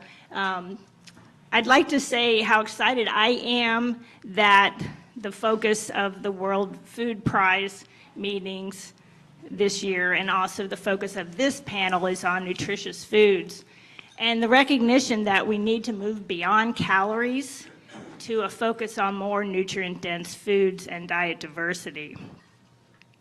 As we heard from some of the speakers earlier today, nutritious foods include things like meats and fish, dairy, and near and dear to my heart, fruits and vegetables. But these foods tend to be more perishable than our staple foods. And of course, that is where some of the business opportunities come in that I think we're going to be chatting about with our panelists. We want to increase the availability of these nutritious foods, not only their availability, but also, accessibility in terms of price. And there are a number of ways that we could potentially go about that. One is we could focus on reducing the high levels of loss and waste and the rates of deterioration that occur around the world, but particularly in some of the emerging economies where cold chain and other sorts of preservation methods are not as readily available. We also might want to focus on expanding the production and the harvest season for these nutritious foods so that they're available more year-round. This could include things like using protected culture, plastic houses, greenhouses, etc., that could protect crops from rains during the rainy season or from cold during low temperatures. We might want to look at better varieties that can extend the season that maybe can be harvested earlier or later in the year. And then we might also, in addition to these two things, we might want to look at stabilizing these products so that we can store them from the time that they're harvested to be consumed at a later date. And this can be done in a wide variety of ways. For example, we can dry the products. Thank you. If we dry the product and if we store it dry, which is very key, that can stabilize the product for long-term storage. We can use cold storage to store products for extended periods of time. We can process those products into various forms, hopefully maintaining the health and the nutritious status of those foods. So these are three different ways that we can try to increase the availability of these nutritious foods, which we're all recognizing are key to moving emerging economies forward and allowing children to develop to their fullest potential. But all of the requirements of these nutritious foods represent both challenges and opportunities for entrepreneurs and businesses. So the question for our panel to address in this session is how can we more effectively engage the private sector in this space? What are the opportunities for the private sector? How can we engage them? And how can we help assure that the foods that they develop will be nutritious foods? So I'd like to now take a moment to introduce our esteemed panel that you will have the pleasure of hearing from. So I'll start to my first right. Richard Tracy is the Vice President for International Programs at the Global Cold Chain Alliance. He is an international development professional with over 25 years of international experience, including strong technical expertise in enterprise development, and economic strengthening for the poor. He is very skilled in business development services delivery, agribusiness development, and micro-lending, an important topic we heard earlier. He has a proven track record in analyzing, planning, and responding to poverty reduction and linking relief and development. He's experienced in conceptualizing and developing programs and managing people and resources to meet economic needs in complex environments. He has extensive skills and experience in negotiating with high-level government officials in countries of the former Soviet Union, and he's worked in a range of countries around the world. He is resourceful, enjoys travel, good thing. He's good-natured and hardworking and dedicated to capacity building of people in need to ensure a better quality of life. Welcome, Richard, to this panel. Next, we have Betty Bagusu, who is the Managing Director of the International Food Technology Center and the Director of the Food Processing and Post-Harvest Handling Innovation Lab at Purdue University. Dr. Bagusu became the Managing Director of the International Food Technology Center at Purdue in 2010. She's responsible for the day-to-day activities of the center that leverage Purdue's strength in research, technology adoption, and capacity building to address issues related to food security. Dr. Bagusu is leading efforts to increase value addition and market development in developing countries through advances and innovations in food processing. Dr. Bagusu is a food science professional with over 15 years experience in agriculture, food science, and technology, as well as food policy and food security. With extensive knowledge of the same agriculture in developing countries. Prior to joining Purdue, Dr. Bagusu worked as a research scientist at the Institute of Food Technologists in Washington, D.C., where she authored scientific reports for use in food policy arenas and also served as a technical resource for IFT programs. She also oversaw IFT's initiatives on emerging sciences such as nanotechnology and served as a liaison to international food standards setting bodies such as Codex Alimentarius. Dr. Bagusu also worked as a program associate for Sustain, a nonprofit organization working in the areas of food science, health, and nutrition for developing countries. Dr. Bagusu earned her BS degree in agriculture at Egerton University in Kenya and an MS and PhD in food science from Purdue University. Welcome. You can see why she was selected to be on this panel as well. And finally, our third panelist, Gladys Mugambi, is a advocacy, communication, and social mobilization officer at the Kenya Ministry of Health, and she's joining us on the phone from Kenya. Gladys has a Bachelor of Science degree in Home Economics from the University of Eastern Africa, Bariton. She is also currently completing her Master's of Science in Foods, Nutrition, and Dietetics at Kenyatta University. After graduation, Gladys worked as a district nutritionist with the Ministry of Health at Thika District Hospital for 10 years. She then went on to become national coordinator of the micronutrient program, including the development of guidelines on vitamin A supplementation for children under the age of 5. She initiated supplementation through early childhood development centers and developed a proposal for funding the National Food Fortification Program. She worked as Deputy Head Division of Nutrition and National Food Fortification Project Manager for the Ministry of Health, Kenya. She's now licensed and currently the registrar at the Kenya Nutritionists and Dietetics Institute. Welcome, Gladys. Okay, so we have such an esteemed panel that took a bit of time to introduce them, but it gives you a great sense of the expertise that we have in the panel. And so we have, yes, sir. Absolutely. Gladys, can you hear us? Yes, I can hear you. Thank you. Okay, are we going to be good?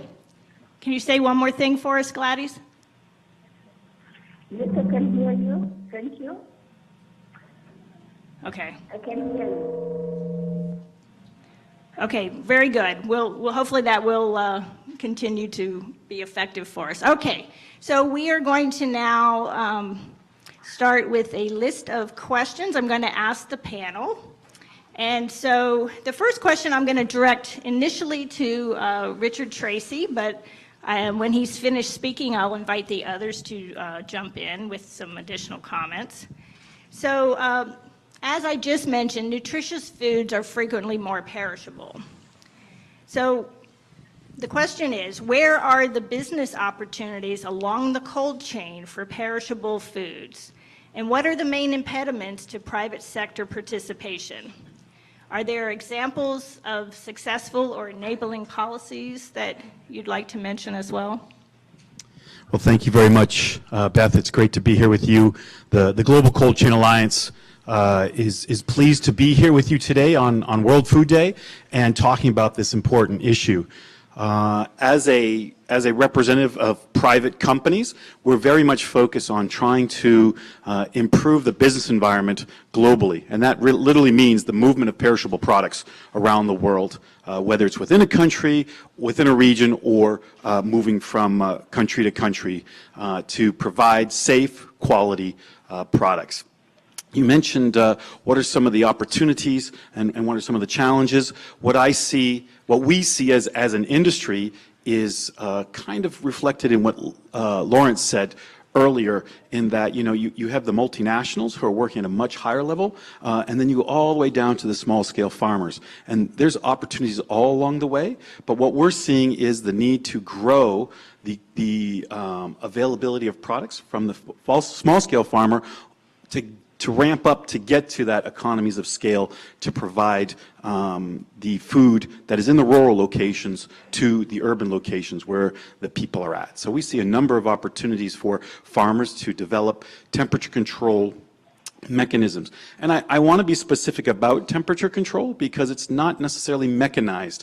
It doesn't have to be mechanized in the beginning. It can be something affordable, low tech, such as simply providing shade, not having products sit in the heat while you're trying to move it from the farm to the market. Yes, where it makes business sense to then mechanize, to have a lower tech, higher cost refrigeration type unit, you can always invest in that. And that comes with educating people about what the business opportunity is. So I look at it as education as well, to make sure that people are understanding what the business opportunities are, what the cost and what the benefits are to doing things like that. Of course, that means that you have access to markets, and getting product from the rural areas often is a challenge in developing emerging markets because of the lack of infrastructure. And that lack of infrastructure is typically provided by the state, the national governments, and other multilateral donors who can come in and provide the roads, provide the electricity grid that needs to be there in order for true growth to come about. That being said, you still can do a lot of different things that help overcome those challenges with appropriate mechanisms to get product to market. The last thing I will say, and Lawrence referred to it as well, is that the access to capital is a pain point. He mentioned that 50% of the businesses were not actually able to. They didn't have a bankable business plan, and that was the challenge for 50% of them. And I would say that's a lot of what I've seen, is that there's a lot of money out there. There is multilateral donors putting money out there. There's venture capitalists. There's all kinds of money out there.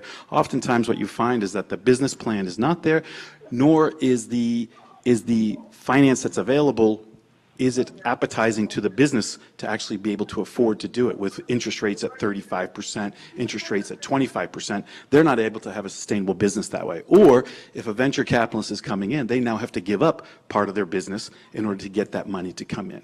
So at that point, I'll stop there and just briefly mention that policy-wise, governments should be able to support access to capitals, access to markets, and access to education.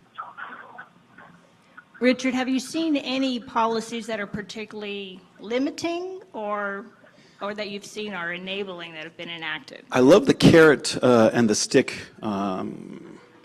anecdote there, where we have seen in India, have seen in Uzbekistan, the carrot aspect where the government was incentivizing businesses to invest in cold chain, where it's very capital intensive by providing subsidies on rebates on energy, rebates on taxes for importing products, refrigeration equipment, and the type of equipment that's needed. So those are two good examples. The policies that I've seen that have hindered things is oftentimes the food safety regulations in countries where, because people are not handling products appropriately and the way that they should do, the government actually comes in and says, okay, fish has to be over here, fruits and veg have to be over there, poultry has to be over there, and you can't handle products in an efficient manner because it all has to be separated because we don't trust you to actually handle that product. In a developed country, in places where regulations and best practices are in place, you can actually handle all those products together. You have to do it very well, it's very sophisticated, and you don't want to have any violations, but what we're seeing is sometimes that governments come in out of necessity for violations of food safety, they overcompensate for that. Thank you very much. Betty Bagusa, would you like to add anything to that question? I would like to add that we see the value of cold chain in the developing countries, especially if we are looking at the whole spectrum, like you mentioned, that there are various scales that you can look at, even just providing a shade for the commodities so that you can preserve their nutrients. And for us, we look at that as kind of minimum processing. So in that regard, I think that there is opportunity that we can apply the cold chain in the developing countries. And more so even with regard to helping build the infrastructure for even refrigeration in these countries. I think that we are still behind in that, but there are chances that with the investment of the private sector, which we are really talking about here, and the enabling environment from the governments, then that's a possibility down the road. Great, thanks. Gladys, would you like to add any response to that question?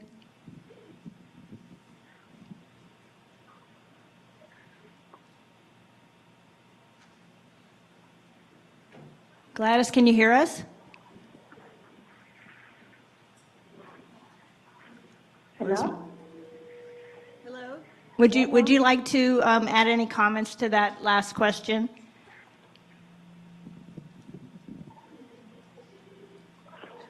Yeah, my comment is that business have a role to play in the value chain because we require foods that are wholesome. We require foods that have not lost the nutrients along the value chain. And therefore, right from food production, ensuring that when the food is being grown, it's nutritious. We must ensure that the soil has the nutrients, so there's business there. The businessmen are the ones who do that. The farmers are businessmen, so they're the ones who do the farming. And even as we talk about packaging, marketing, all through the value chain, we actually depend on business. So the opportunity, even up to marketing and creating awareness, because even in creating awareness, it's a business issue. So we need, in all the value chain, to have business knowing what role they have to play.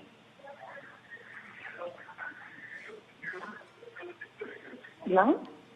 Great, thank you very much. Okay, well, I'm going to move to our next question now.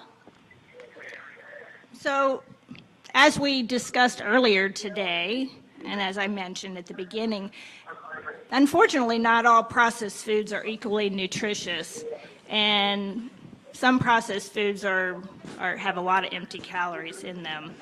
So how can U.S. universities, and this question I'm going to put directly to Betty Bagusu initially, how can U.S. universities leverage their talents in the area of research and development to help the development of nutritious processed foods and de-risk the market entry for small and medium enterprises? Okay, thank you, Beth, for that question, important question, and thank you for BIFAD for allowing me to be part of this public event. First, I would like to give a small introduction about our program, which is the Feed the Future Innovation Lab for Food Processing and Post-Harvest Handling at Purdue University. We are one of the two Feed the Future Innovation Labs that focuses on post-harvest reduction issues. And the other one is the Post-Harvest Loss Reduction Innovation Lab at Kansas State University. We all have a goal and actually operate under the principle that food security does not end at harvest. And therefore, we are looking at opportunities and trying to answer the question that how can resource-limited people engage and acquire, preserve, and consume food that is healthy, safe, and nutritious from the time they harvest or from one harvest to the next. So this is the key thing we look at, and so we work mostly in the post-harvest segment of the value chain, mostly focusing in areas of drying, storage, food processing, and a lot on the nutrition aspect, since we said we are looking at safe and healthy and nutritious foods. So with that regard to the question that you asked, how can the universities leverage their talents and to help to engage in developing nutritious foods? That's music to our ears, because that's the area that we flourish in. In this area, we look at developing foods that respond to what consumers want, and they are also affordable, and at the same time, they meet the nutritional requirements. So in so doing, we know that the U.S. universities really are powerhouses of research and development, and they do this in various ways, in disciplinary teams that involve the institutions of higher learning, governments, civil society, and even the private sector, because being downstream of the value chain requires us to really engage the private sector so we can connect to the consumers. And so in this way, we are looking at developing products. In our case, we are doing a lot of food processing research and also market development, and so looking at specific foods that meet consumer needs and at the same time are affordable. And also we've been working to develop a market-driven fortification strategy. What do I mean by that? This is a strategy. We know that most of the developing countries, there is mandate for fortification. And really there is no return on investment for any manufacturer to fortify their foods, because the foods then become expensive. So we are looking at ways and means that we can fortify the food products. And so we've been focusing on naturally high nutrient dense plant materials that we use to fortify our food products. And some of them include things like baobab, moringa, and these are the high dense nutrient plants that then we use you can call it natural fortification or using food to fortify food, and mostly targeting micronutrients, in particular iron, vitamin A, and zinc. And those are really the limiting micronutrients in the human body.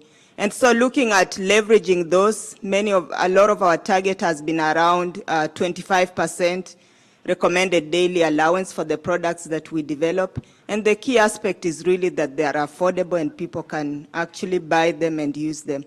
And just discovering that there's actually a market at the base of the pyramid, that has been very helpful to us, because we see that as we develop these products, the people want to eat them and they can actually buy them. Will mentioned this in his remarks, that really at the base of the market, people do buy these products. So just a quick follow-on. Do you find that the natural fortification products that you're using are generally less expensive for the processors? And are they the ones producing them themselves, or do they tend to buy them from the market, or do they have people who grow for them directly? So because this is our research work in developing the natural fortificants, we focus on making sure that the nutrients are preserved when they are being processed. At the same time, they are bioavailable. We do research around those areas to make sure that there's bioaccessibility and bioavailability of the nutrients. And therefore, we work also with the small and medium scale processors who really supply the market in the rural areas and some of the urban areas as well. And so part of the service we provide, or the technical assistance we provide to them, is in the area of processing. We need them to make good quality, high quality products that they can have repeat buyers. And so like we had this morning, you know, it's not just financial assistance. Yes, finance is a very big aspect of the small and medium scale processors. However, there's also lack of technical assistance, and that's where we come in. We now build what we call food processing innovation or incubation centers, and we work with them to provide the technical expertise around food processing, as well as helping them to develop the business plans that Tracy mentioned. And these are the ones that then they use to go after financing and build their products. And the end result has been very successful. There are a few women manufacturers in Senegal, in Dakar, who now even export some of their products. They are able to sell in the local supermarkets and hoping to expand in the regional markets as well. Very good.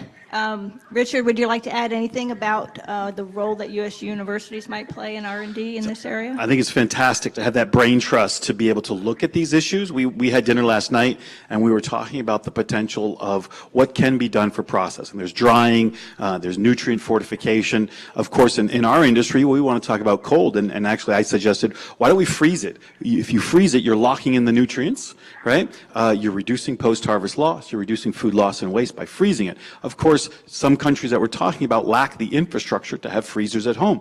So the idea was, okay, well, if you don't have the freezers at home, then you don't have to buy it and store it. You just buy it that day, walk it home, and it thaws on your way home, and then you use it to cook.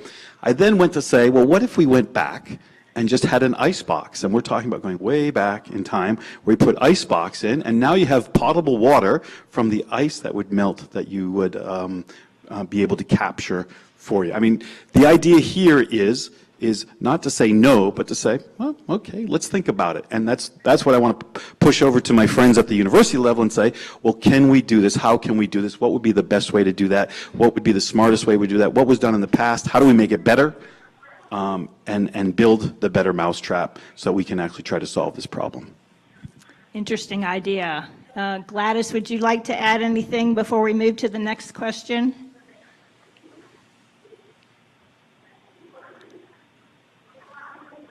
Hi, sorry I can't get everyone very well, but as I think it has been said, it's important that we have the universities on board.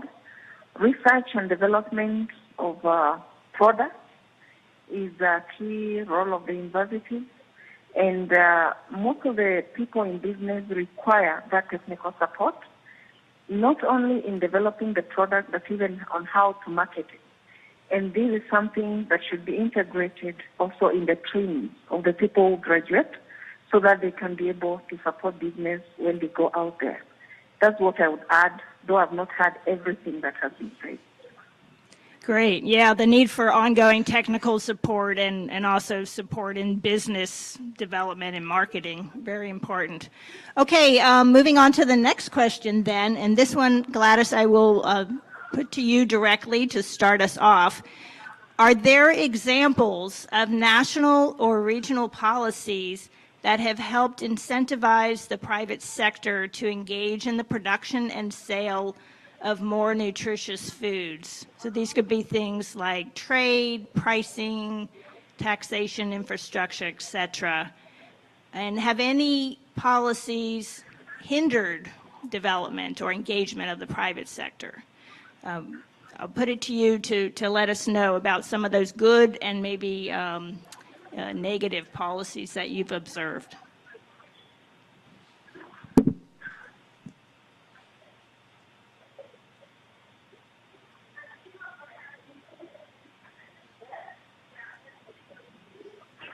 Gladys? Hello? There you go. Yeah, go ahead. Yeah. I would only give an example of Kenya. We have policies on trade, and they were just launched in the last year. And in the policies, the statements which are there are just general, not very specific on what exactly needs to be done. And we are now having engagement with private sector so that we can together develop a strategy on how we can implement the policies. For example, when you say you improve the environment for the businesses as they do marketing, then you need to be specific on what exactly the government will do. So the policies are actually showing that they need to promote the local foods and the issue of marketing and ensuring they are reaching areas that are hard to reach. And we've seen that it requires several other ministries, not just Ministry of Trade, and therefore we are not yet at the level of implementation. But what I would say is that we already have a policy. The only problem is that we've not come out very clear on how we shall integrate, especially nutrition. They're just general statements, but they don't specify on nutrition. So that is what we want to develop now.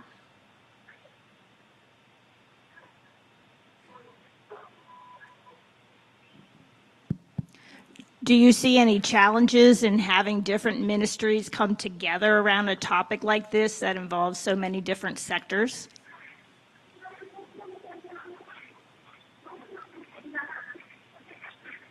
Challenges?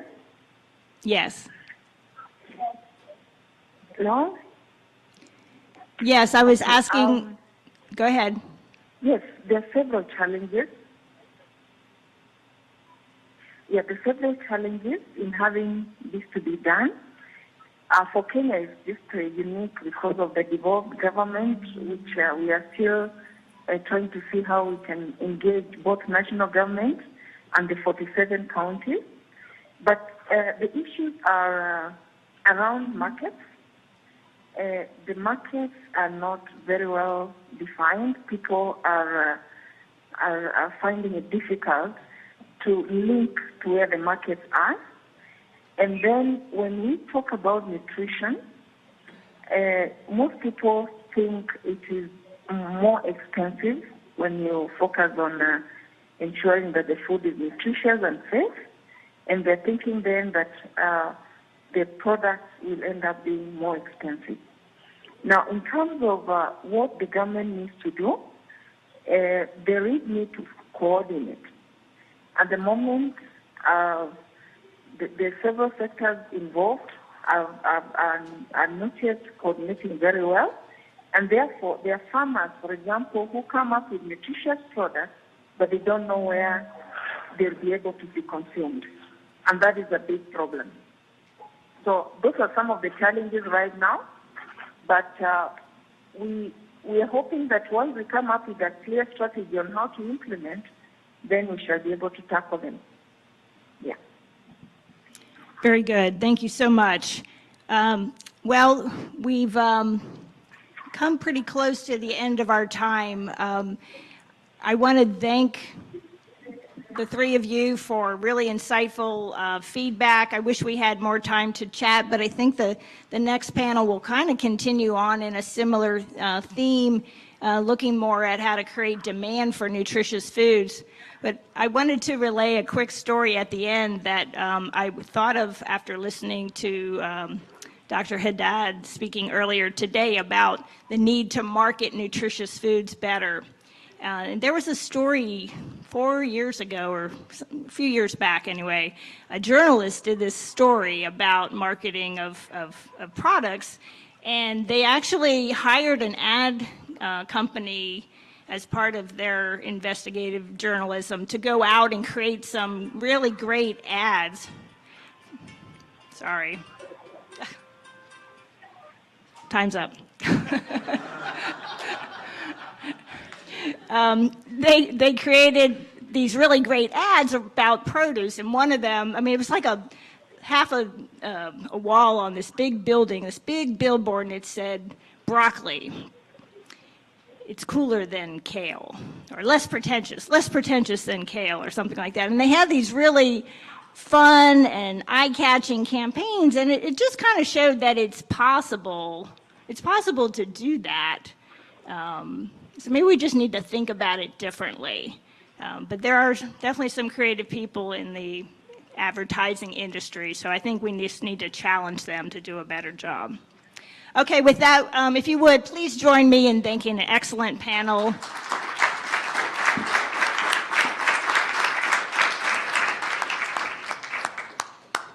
Dr. Mitchum, thank you very much, and again to the panel. Appreciate your comments very much. And with that, everyone, we're going to take a very brief 5-minute break, resume. We have one more panel, one more discussion before we move to public comment, again around 11:30. So 5 minutes.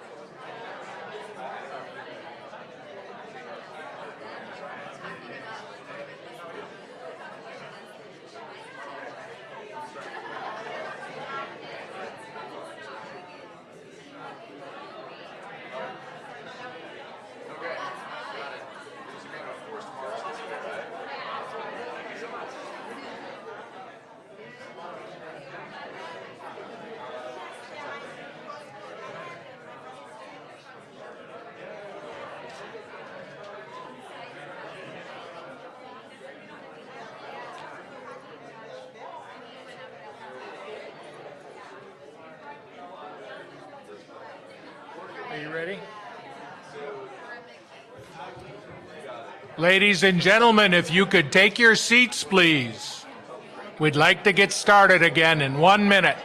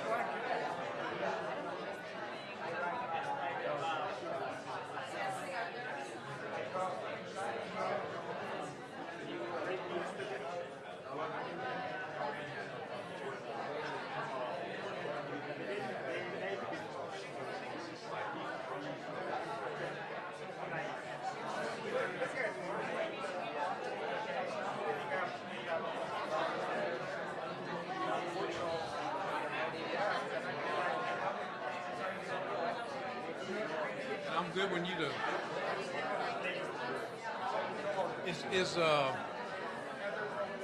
Where is she? Oh, okay.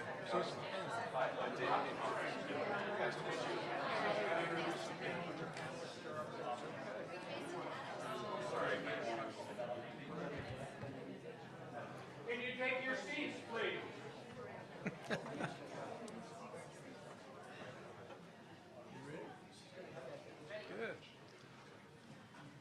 Okay, everyone, that was a really quick break, and I appreciate all of you working with us to accommodate the brevity of that break. But we have a really important panel that we're going to move to right now. The topic of this panel is Across the Supply Chain to Improve Diet Quality. This panel will be led by Ms. Heather Danton. She is the Director of USAID Advancing Nutrition at JSI Research and Training Institute. USAID Advancing Nutrition is the U.S. government's 5-year flagship nutrition project that provides technical support to and implementation of nutrition innovations across the sectors and disciplines for USAID and its partners. Ms. Danton has over 30 years of experience in Asia, Africa, and Latin America in the areas of food security and livelihoods, and specializes in the design, implementation, monitoring, and evaluation of programs that integrate economic growth and agriculture with nutrition. She holds a Master of Science degree in agriculture from Cornell University and a Bachelor's of Science in Biology from Stanford University. She will introduce our distinguished panel. Please join me in welcoming Ms. Heather Danton and our panel.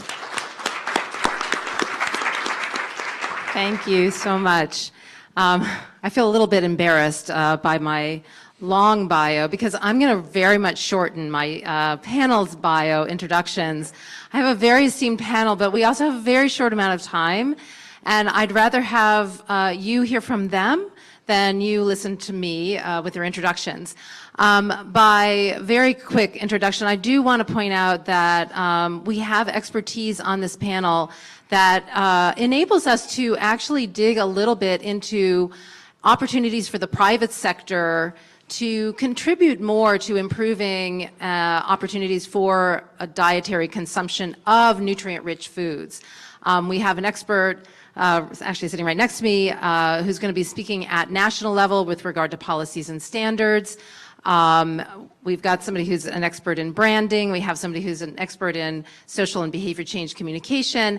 And then we have an individual who actually is working in the private sector right now, promoting nutrient-rich food. So we have a great array of expertise on the panel. I will try to sprinkle in a little bit of their background as we go, but if everybody's okay with this, I'm just going to jump right in. And I also actually wanted to point out that we have two folks on our panel who have flown in from Africa. Dr. Bahigwa has come in from Ethiopia just for this, and Jean Pakuku down at the end has come in from Malawi just for this. So please do take advantage of their time afterwards. And I'm going to see if I can get this to work. So my first question is for Dr. Bahigwa.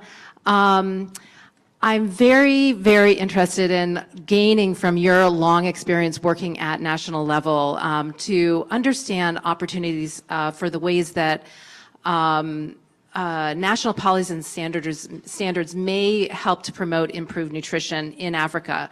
What key standards or policies are needed, gaining from your long experience working at national level to understand opportunities for the ways that national policies and standards may help to promote improved nutrition in Africa? What key standards or policies are needed to do this? Thinking about that carrot and stick, going back to the original comment from Dr. Haddad, and including one of the things that's very important to me and has been brought up in terms of food standards, which is around sort of doing no harm to human health, and even thinking about doing no harm with regard to natural resources. What can we do to stimulate, but also for nutrition, stimulate growth for nutrition, but also avoid losses in economic growth opportunities, which we know are so important for the private sector? Thank you. As introduced, I'm Godfrey Bahigwa. I'm the Director of the Department of Rural Economy and Agriculture at the African Union Commission. Ex-IFPRI, so good to see Lawrence. And also a graduate from the University of Missouri, Columbia. Glad to see Brady. Yes, so it's a very long question, and I would take maybe several hours responding to it. But suffice to say, I think in general, public policy responds to observed needs or deficiencies. So in this case, I did work with the government of Uganda for about 5 years. I was heading a policy unit within the Ministry of Agriculture. And at that time, the concern for public sector response was to do with observed deficiencies in vitamin A. About 30% of children in Uganda have have deficiency in vitamin A. And we all know the impacts of that around stunted growth, blindness, and so on. So the government responded by taking on board this idea of biofortification. It's a cheaper way to improve nutrition by introducing what is known as the orange flesh potato, sweet potato. The other response was introducing the high iron beans. And the deficiency there was iron within the population, which leads again to impaired cognitive growth and physical development, especially for young children. And about 50% of Uganda's children, about 50%, that's a huge number, do show deficiency in iron. So here was public policy to say, how do we tackle these issues of vitamin A deficiency and iron deficiency in diets, especially for children and women, and especially women who are pregnant with the concerns of early child growth. So with this, the government, through the Ministry of Agriculture, did partner with a program called Harvest Plus, led by IFPRI, and have been working with local communities, especially small-scale farmers, NGOs, and also private sector companies, especially those that are producing the high iron beans, as well as smaller-scale companies and individuals that grow or multiply the potato vines for distribution. And we have seen a lot of success in that. Now about a quarter of the country is covered by these two initiatives on orange flesh potato as well as the high iron beans. In terms of going forward, I think what we have seen is when the public sector makes a policy response or put in place a law or a regulation and partners with the private sector, we see a lot of progress in that. So there is the incentive mechanism that are built in there, supporting the private sector through microfinance, access to microfinance programs that then they are able to build their businesses. But also we see government creating demand for the products that are produced by the small-scale farmers. And what we have observed is the active promotion by the government of the consumption of these beans and potatoes in schools. And so we see schools being encouraged to purchase these products from farmers, which creates the market for the farmers to earn higher incomes, but more importantly, makes the products available for our young children in schools. The other mechanism, incentive I have seen is government trying to support private companies that are trying to fortify, especially maize. Maize flour is highly consumed in schools. That's a basic food, especially for boarding schools across Uganda. They consume, I would say, over 80% of the food fed to the students in school is maize. So supporting the private sector to fortify maize is another initiative that we are seeing. And also the government is responsible for feeding the army. So we also see demand for maize, fortified maize, for feeding people in the army and also in the prison sector. In agreeing to be part of this panel, I was asked to give messages to USAID, and especially this is BIFAD. So I have 3 key messages, and I'll be quick to do this. So the first one is, I would say, given the experience I just described, where government responds to a need and works with the private sector and technical agencies. So the first one is to support countries that are prioritizing nutrition programs within their development agenda. I think this is very, very important. And you can do this by supporting the inclusion of these policies or actions within their national development plans.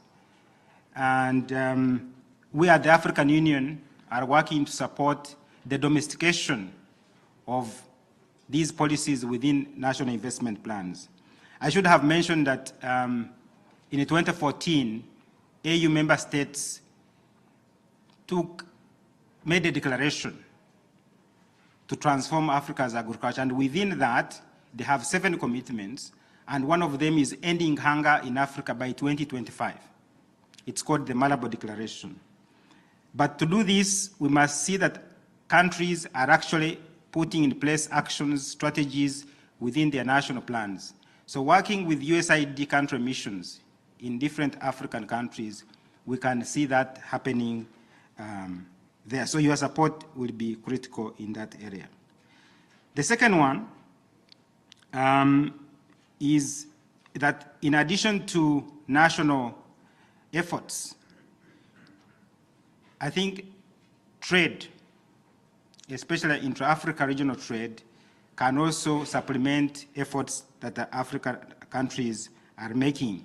And in this case, as you may be aware, the African continent adopted what is called the Africa Continental Free Trade Area in March this year.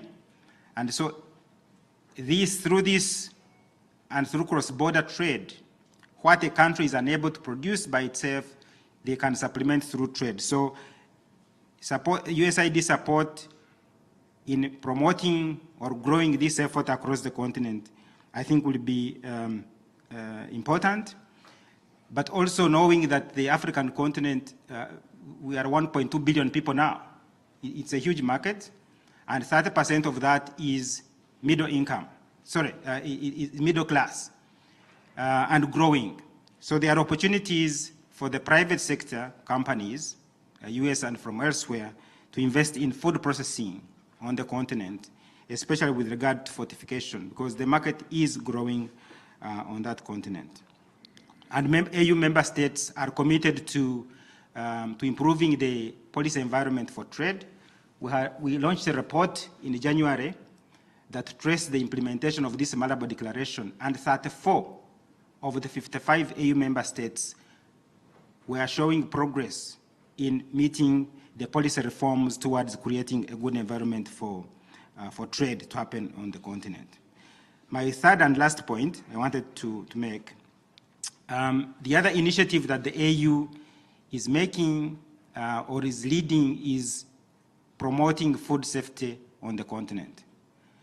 So I was glad to hear the gentleman from USAID talk about the launch of the Food Safety Lab, the Innovation Lab. So we are looking forward to working with USAID to promote food safety, especially learning from the Food and Drug Authority of the US. But our motivation, we have 2 motivations for promoting food safety. One is to ensure that Africans are feeding on safe food, to make sure we have healthy populations. The other one is to encourage or promote regional trade, again in support of our continental free trade area. Because if food is not safe across borders, the success of that initiative is going to be hindered. So the support of USAID through, again, your missions, working with our member states to encourage them in developing strong food safety mechanisms will be key to our success in ensuring that food is safe on the continent. So I'll first stop there. Thank you, Godfrey. And by the way, thank you so much for reminding me that each one of our panelists has actually been asked to provide a few recommendations for USAID. I have the right group here in front of me. I'm actually going to draw from something that Dr. Pahigwa brought up around biofortification. Jean Pankuku at the end of the table down here, I'm actually going to go to her next. She is actually working in the private sector. She's an experienced food technologist, and she has been experiencing firsthand the challenges and opportunities that come from running and working within a small to medium-sized enterprise in the food processing area. And my question for her, and I'll let her add her self-bio as well.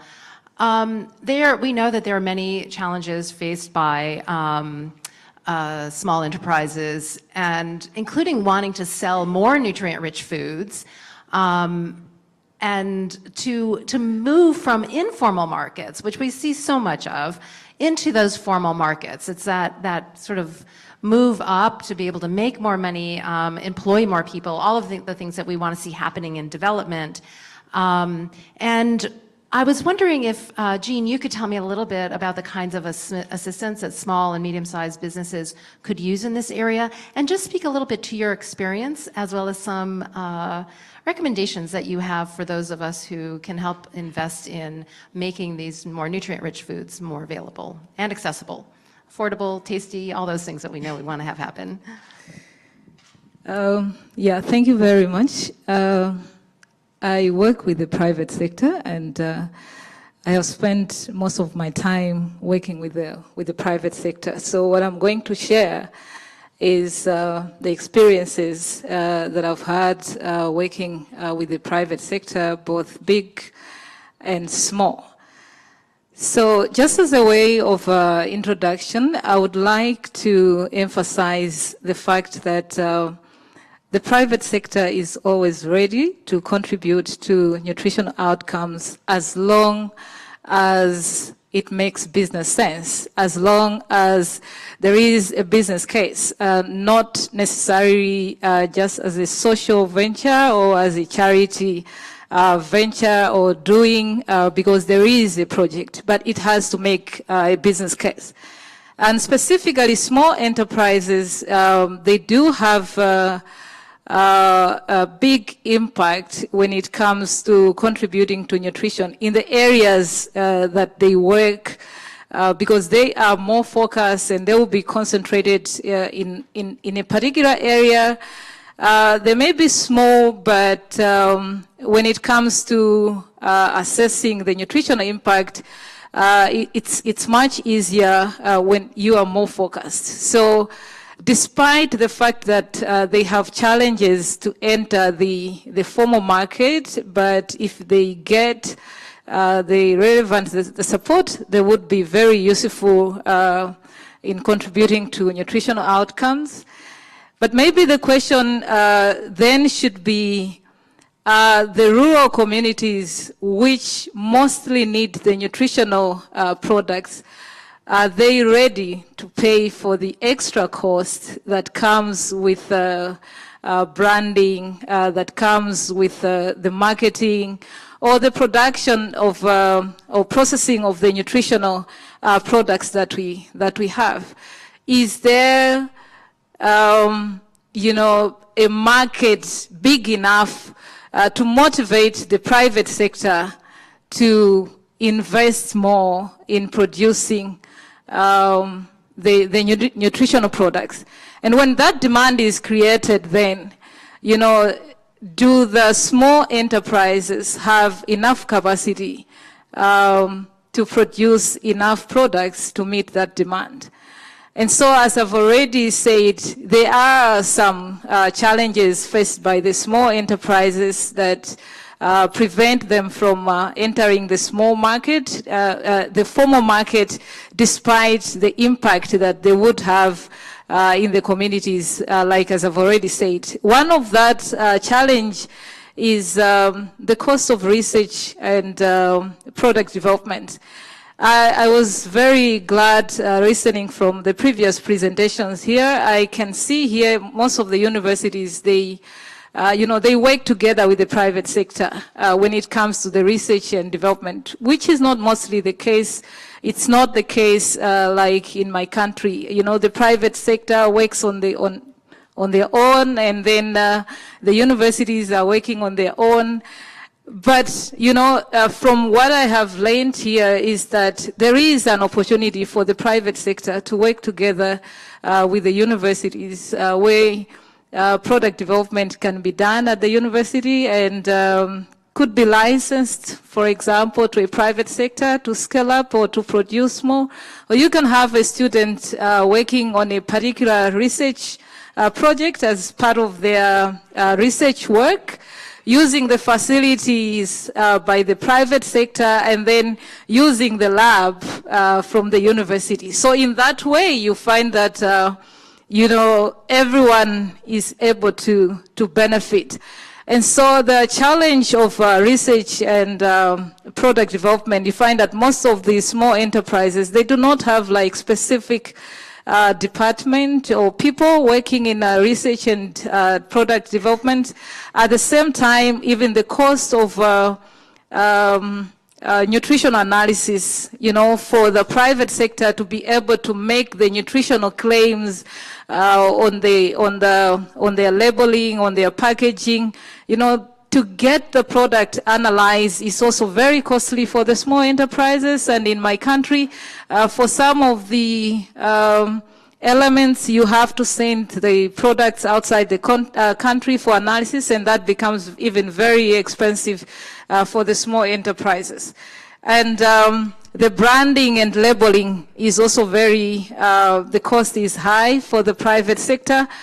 And so this is also another area where there is an opportunity to partner with different organizations where they can support the small enterprises in branding, in promotion, and creating awareness for the nutritional products that the small enterprises are able to produce.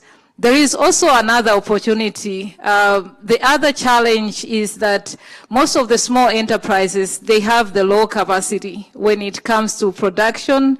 Normally, they are limited by the equipment that they have and the technical know-how in general. So because they are still small, you find that most of the processing activities are done manual, and so the level of production is still low, and so that it makes it difficult to meet the demand that is there for nutritional products. But also, like as I said, because they're still small, and so even the type of people, employees they take on board may not have the required knowledge that they need to sustain the business or to be able to develop viable business plans. So those are some of the areas that, that are available as opportunities to work with the small enterprises.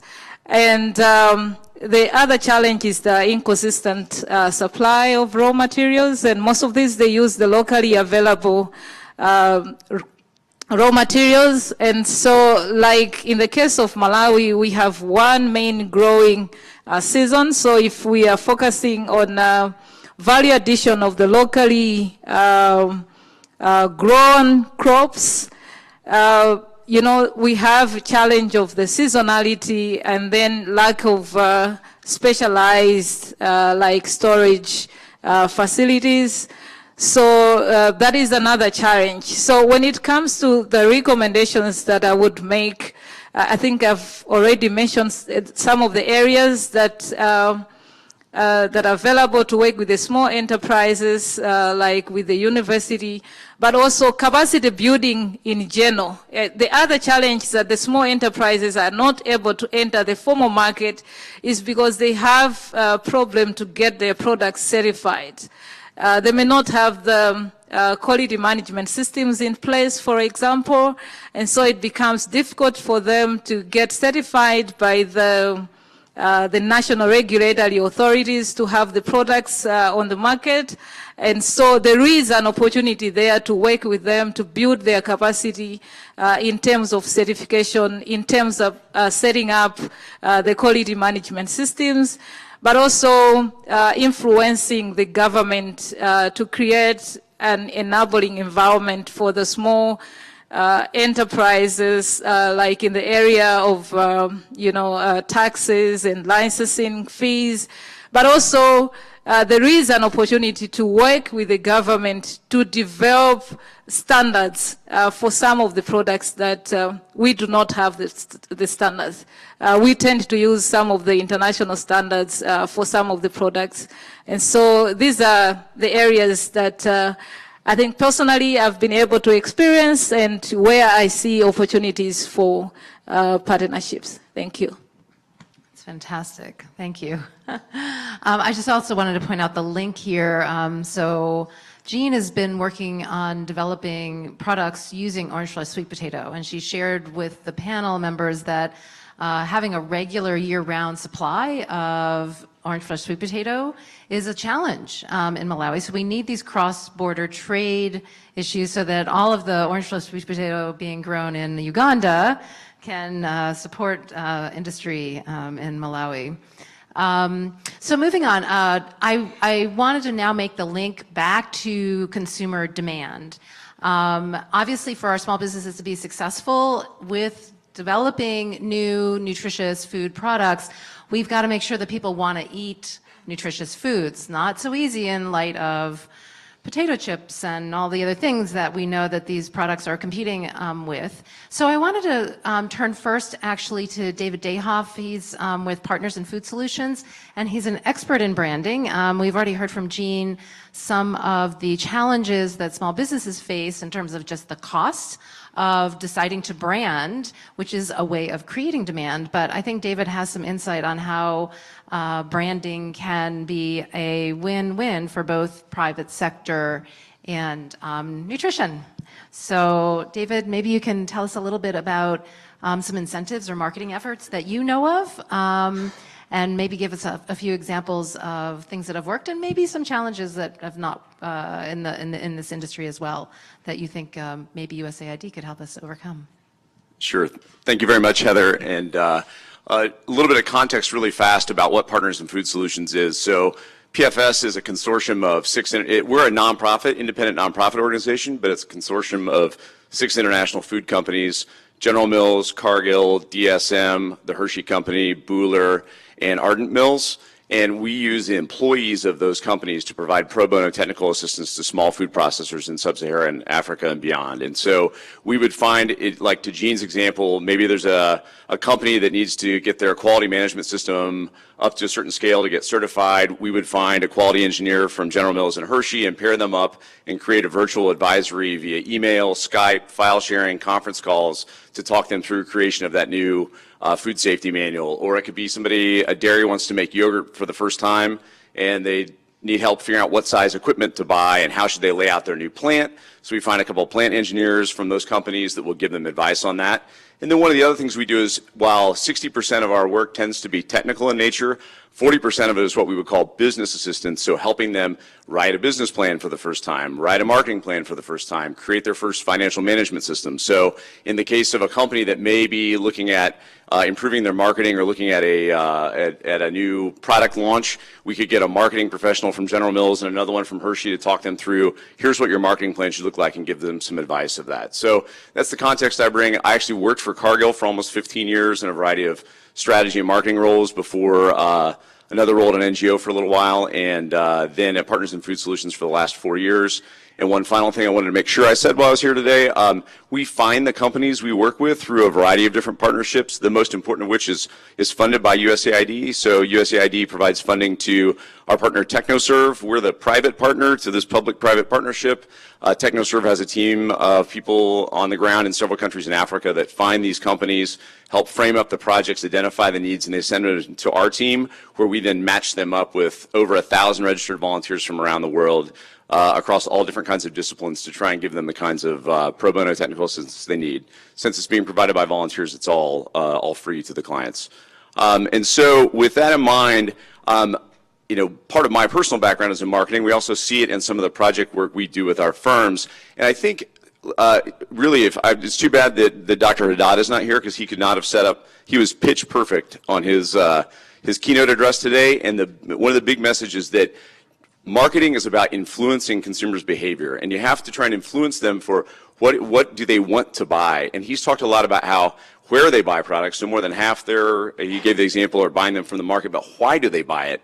And a lot of consumers, they're not looking to buy things that are necessarily healthier for them, but especially bottom of the pyramid consumers tend to be very aspirational, which is the term that he used, and they want to buy things that they perceive to be premium, or that they perceive to be quality. And so I think that's the big, one message I would give is that when you're trying to get consumers to eat higher nutrition foods, nutrition actually can be a component of quality or premium, and that's the things that people are more motivated to buy. And I can give you a couple examples of that. I met one of not a company that we provide assistance to, it's one of the largest manufacturers of maize flour in Kenya, has one of the premium brands in the market, and this was in context of fortification at a fortification-related conference I was at, and he said that there's a big spike in his premium brand products every year before the holidays, where what happens is that consumers all year long who buy, it could be village level Posho product, will actually go buy a couple packages of his high quality porridge to take home with them. They go visit their family, because it's like an aspirational sort of power purchase. Now he wants to have the premium brand in the market, and he automatically fortified his product, and he wants it to be, it's the highest food safety standard, it's properly fortified every time. He's not marketing that. He doesn't, and that's not why those people buy it. They're buying it because it's the premium brand and they feel aspirational about its quality. And so having things like fortification or higher nutritional content as part of why your product is a premium is an example of where it can be a win-win in terms of creating demand. Another example I give is we worked with a flour miller in Kenya who wants to make, they do wheat flour milling, and they wanted to make a whole grain product for the first time. And we used some product development specialists from a couple of our companies to help them figure out how better to make this new whole grain product, and also talk about their marketing plan. He is not marketing it because he wants it to be a healthier product. That's not why he's doing it. It's a really, really competitive market for wheat flour, and the bakeries and other clients to whom he sells them, he was looking for a way to differentiate, and he recognized that a lot of his competitors are not making a whole grain product. One of the benefits of it is that it's nutritious, but it's more about the diversification, where his customers, when they're buying from him, hey, you can have something different on your bakery shelf if you also sell a whole grain product. And a lot of his clients and a lot of his flour goes to bottom of the pyramid markets. It could be village level baking operations, but even there he sees demand that when they're trying to decide whose flour to buy, that if he can differentiate his product mix, it's going to be a win for him as well. So again, it's an example of, it's a higher quality, more nutritionally dense product. That's not why he's selling it. He's selling it because it's a different product that he wants to appeal to even these consumers with relatively lower incomes when they can make some of their choices, they aspire to buy different higher quality foods. So I think that's a big example that I would give on that. The other thing is that when it comes to quality, the other thing that consumers want to buy is stuff that tastes good. Like, that's a big part of it. It's about taste. And this is not exactly a marketing example, but one I wanted to give, and it's related to Malawi actually. Years ago, working with school feeding programs that are feeding a corn soy blend to the kids there, we had some food scientists that helped just improve the quality of the corn soy blend, and they discovered that the kids ate more of it. As one of the food scientists I worked with, journalists, he said, it's not nutrition until they eat it. And it turns out that just they weren't quite roasting the soy right, they weren't quite grinding it the right way, so they did all these things that made the food taste better. And indirectly then the kids are eating a higher quality, a better formulated product, but it's not because the kids are eating more of it because they were told, hey, this food is better for you. It's because this tastes better than the stuff they used to give me, and that's why I will eat more of it. So I think that focus on taste is really, really critical. It's obviously just fundamental when we're talking about food. So those are a few examples of things where I see that it's this focus on quality and premium products is actually something that can help the nutrition cause better, and that's where private sector businesses can find kind of a win-win opportunity. I think you mentioned a little bit about challenges or opportunities, and I'll just say three things really briefly that'll be a little bit off script here, but following on Godfrey's good example, because he also actually, I'll reinforce a couple of points that he made. As somebody who's relatively new into the space, one thing that strikes me as low-hanging fruit from a policy example is that the governments use their purchasing power to purchase the kind of food they want people to eat.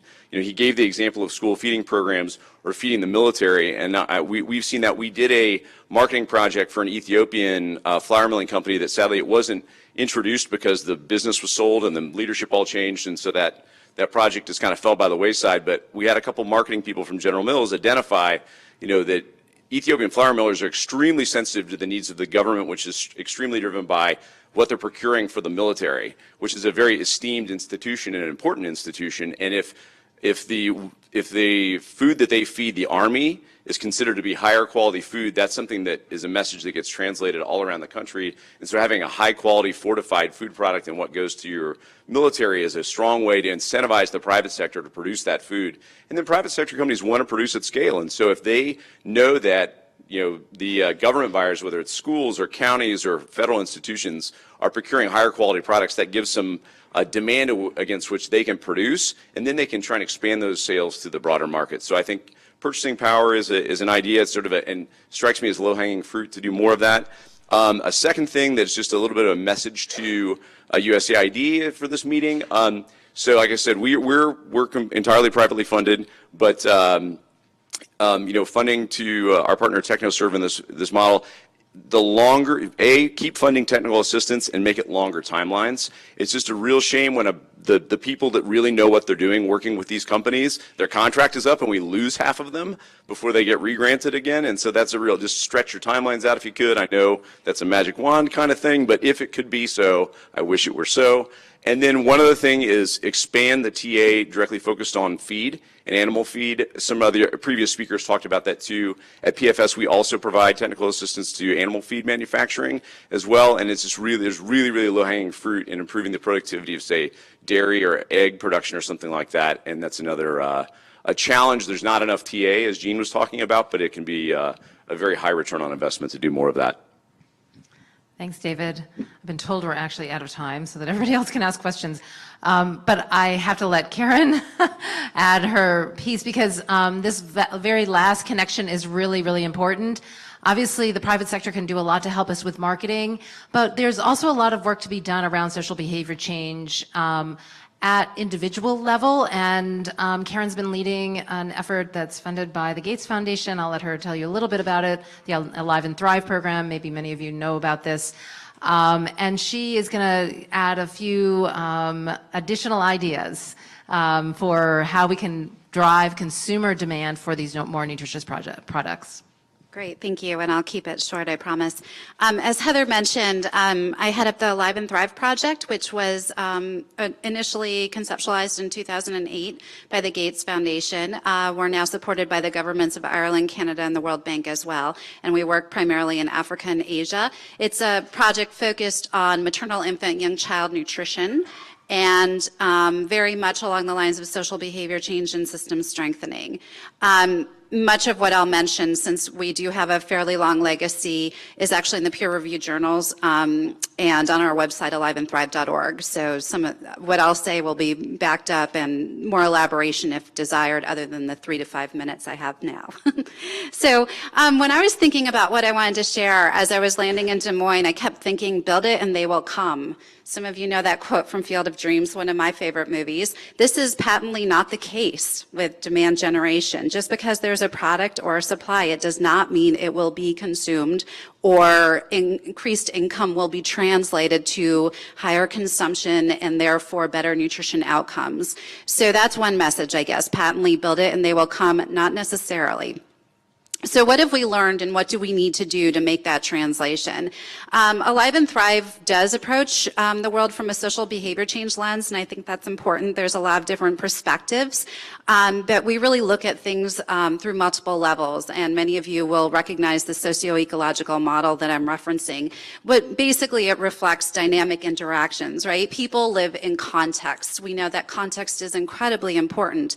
And so working with individuals, we also need to work with families and peers, caregivers, service delivery providers, and create an enabling environment. So you're really working all the way from very localized situations to very kind of high level, national level policy and regulatory environments. We use multiple channels. This is really important. To drive demand, we need to create it. We do this through interpersonal communications, mass communications, community mobilization, and targeted advocacy. All of our multiple channels are underpinned by data. We don't do anything that's not informed by analytics. We do a lot of formative research, a lot of analysis and data to understand the context and the audience. All of these terms could be translated in marketing language, no doubt. But what we aspire to do is create tailored, understandable, and actionable social behavior change approaches that result in nutrition outcomes. Most of our really important lessons to date are experience-based around planning for scale. We work at scale. We don't do small pilot projects. Focused on sustainability, building and nurturing alliances, and leveraging unique skills of stakeholders. We tailor our strategies based on the understanding of the communities, the mothers, the fathers that we work with, and deriving innovations from those that are responsible for those outcomes themselves.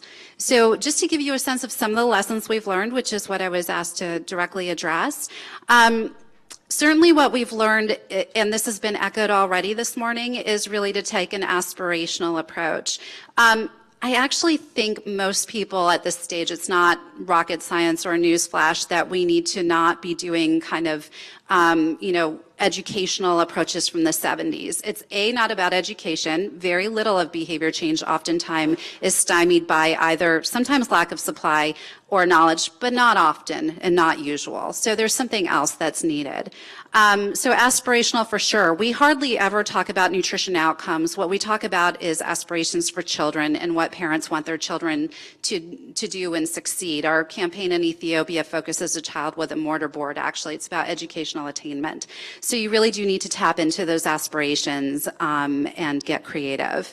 Understanding the target group and the behavioral determinants, really understanding who decides on behaviors and who influences them. Even something like breastfeeding that we spend a lot of time working on that many people would assume is within the mother's domain actually isn't. There's a whole lot of variables included. Very seldom does, or oftentimes the female doesn't have agency.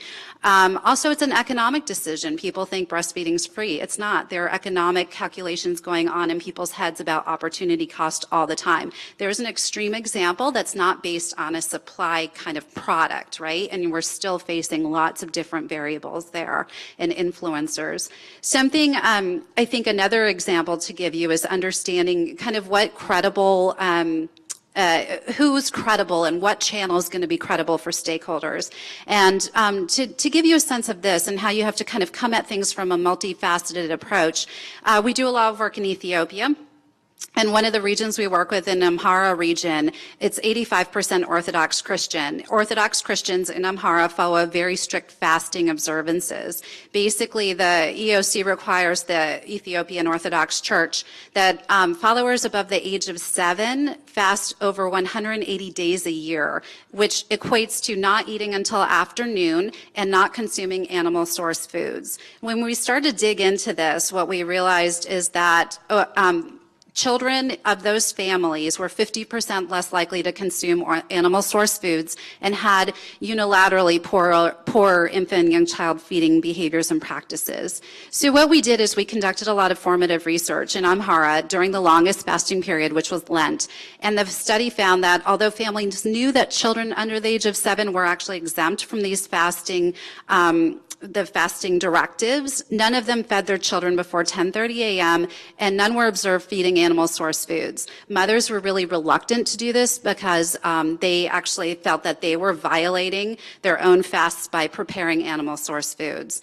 As we all know, animal source foods, and in particular, we're looking at eggs, are incredibly beneficial for children. And this is in a context where 5% of children eat more than 4 food groups. And that's an indicator of quality of the diet. It's quite poor. So it gives you a sense of the context that we're in. What we ended up doing is working with the Ethiopian Orthodox clergy and getting into their sermons the fact that actually it was not only important but encouraged to feed children animal source foods, and it wasn't a violation. This is one aspect of an interesting kind of influential group that may not have been obvious that was really having an impact on behaviors. When we do this behavior, when we work on behaviors, we work multiple channels. So what we would do is work on complementary feeding. This is an example of that, working through interpersonal communication, mass media, clergy, basically saturating the target population, tweaking the messages for the specific audience that we're working on, but all in support of a specific nutrition outcome. So that gives you an example of kind of the multiple channels, multiple levels, and the use of data that I mentioned. And I'll try to close it up, but what we've really found is that you need to define realistic target numbers, that we've actually found in all of our research that essentially 5 to 7 contact points makes a shift with behavioral outcomes. And we found that the interpersonal component in particular is extremely powerful. The more places that individuals come into contact with the behavior change approaches, meaning through interpersonal communication like peer-to-peer counseling, through mass media like radio or television, they reinforce each other, and there is a tipping point. So the more kind of, it's a dose-response relationship, in fact, which we found playing out in all of the different settings we work in. And what I will also just mention is that quality matters a lot for sustaining behaviors, and things don't stay static. Just because you've seen some success in changing a behavior, it can backslide. We see this all the time actually with breastfeeding. As more women enter the workforce, there are more barriers in there, and oftentimes breastfeeding rates will actually go backwards. So it's not a job that's ever left done, and I think it's the wrong approach to think that our job is over once we've seen some behavioral outcomes. So lastly, in terms of the private sector and engagement, with private sector, we do a lot with media houses. We've actually worked with Pepsi, in fact. They've given us pro bono marketing assistance to do some fantastic media work in Vietnam, Bangladesh, and Ethiopia. We do a lot with supply chain. We do a lot with maternal nutrition, infant, so iron and folate, very important to us. We've certainly had workers who sell products with GAIN actually in Bangladesh on multiple micronutrient sprinkles. But just to be provocative and try to think about how we can work with the private sector in the non-usual ways, meaning a product is presented. So very much thinking about potentially media houses and marketing firms. You know, there's no doubt that there's some acrimonious background with the nutrition community, especially around infant and young child feeding and private sector, but there's also no doubt that we cannot afford to not be in dialogue, as was mentioned throughout this morning already. So just in closing, I think deliberate, thoughtful demand generation is absolutely required and would be the suggestion to USAID. Fantastic. Thank you so much, Karen. And let's give everybody a big hand. I'll move this along. And thanks. Thank you, Ms. Danton, and to the very distinguished panel for your wonderful, excellent presentation. Greatly appreciated. Well, now it's time for us to turn to the audience to see if any of you would like to share any comments with the BIFAD board. I'll invite my colleagues to join me back here at the head table. And also see if Dr. Barner has any comments that we've received via the internet or Twitter that he'd like to share with us. Good morning still, ladies and gentlemen. We take questions via Twitter, questions and comments via Twitter and via email. Today we had 18 people actively tweeting about this meeting today, and thanks to those of you who were in the audience doing that. Some of them were our online audience, and we have a robust audience here in person, but we also have 319 people registered online for today's session. So a good line there. When you have 18 people, may not sound like a lot of people tweeting, but when you add up their followers, the people who look to them, that's over 86,000 people who are following those 18 thought leaders. And so good job to the board.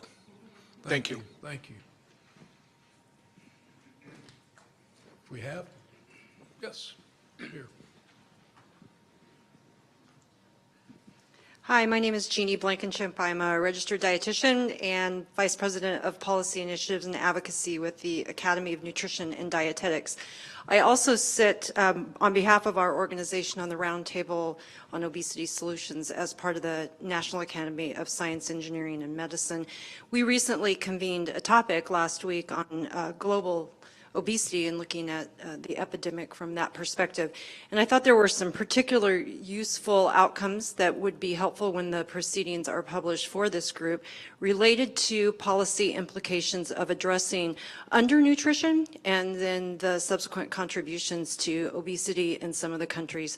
And looking at the prevalence, I know that there were slides related to the obesity epidemic on a worldwide scale, but I think overlaying that with the undernutrition and looking at some of the acculturation that happens and movement, immigration, decisions, for example, that are made at a country level to address, for example, vitamin A deficiency and recommending palm oil, and then having individuals migrate to other countries and continue that recommendation despite then having a broader diet, and how that then is something that might contribute to subsequent health risk when they move to another country, not realizing that that messaging was country specific. So I just encourage the overlap of the information out of that dialogue, because I think it's very relative to the work that you're doing here. But thank you for such a great representation.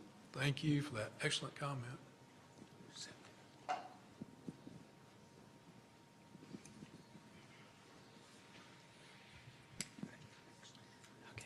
Thank you. I'm Cheryl Morden with the International Fund for Agricultural Development, and thank you for the organizers and all the participants. In light of the comments about the critical need for financing, availability of finance and assistance to SMEs and smallholder farmers to produce bankable products, I just want to mention two initiatives that are in the works. I'm not in a position to share much in the way of details, but so sort of in the nature of keep your eye on this space. IFAD is working to launch an agribusiness capital fund. And the purpose of this really will be to build on IFAD's expertise over these many decades in reaching the small-scale farmers, so getting it down to something in the nature of $25,000 and onwards up to $1 million, but really trying to get that finance to the smallholder farmers and SMEs that have been without it, and coupling that with technical assistance and integrating into IFAD projects, so some of the complementary needs for infrastructure and so on. The second is a global food loss reduction facility, which again we hope would be ready to launch by sometime next year, but really rather substantial resources that will be available for investing along the value chain to address some of the many needs to reduce food loss that we've talked about already today. Thank you very much. Good morning, everyone. My name is John Leary. I work at Trees for the Future. It's a pleasure to be here. I want to thank everyone, all the speakers and panels this morning.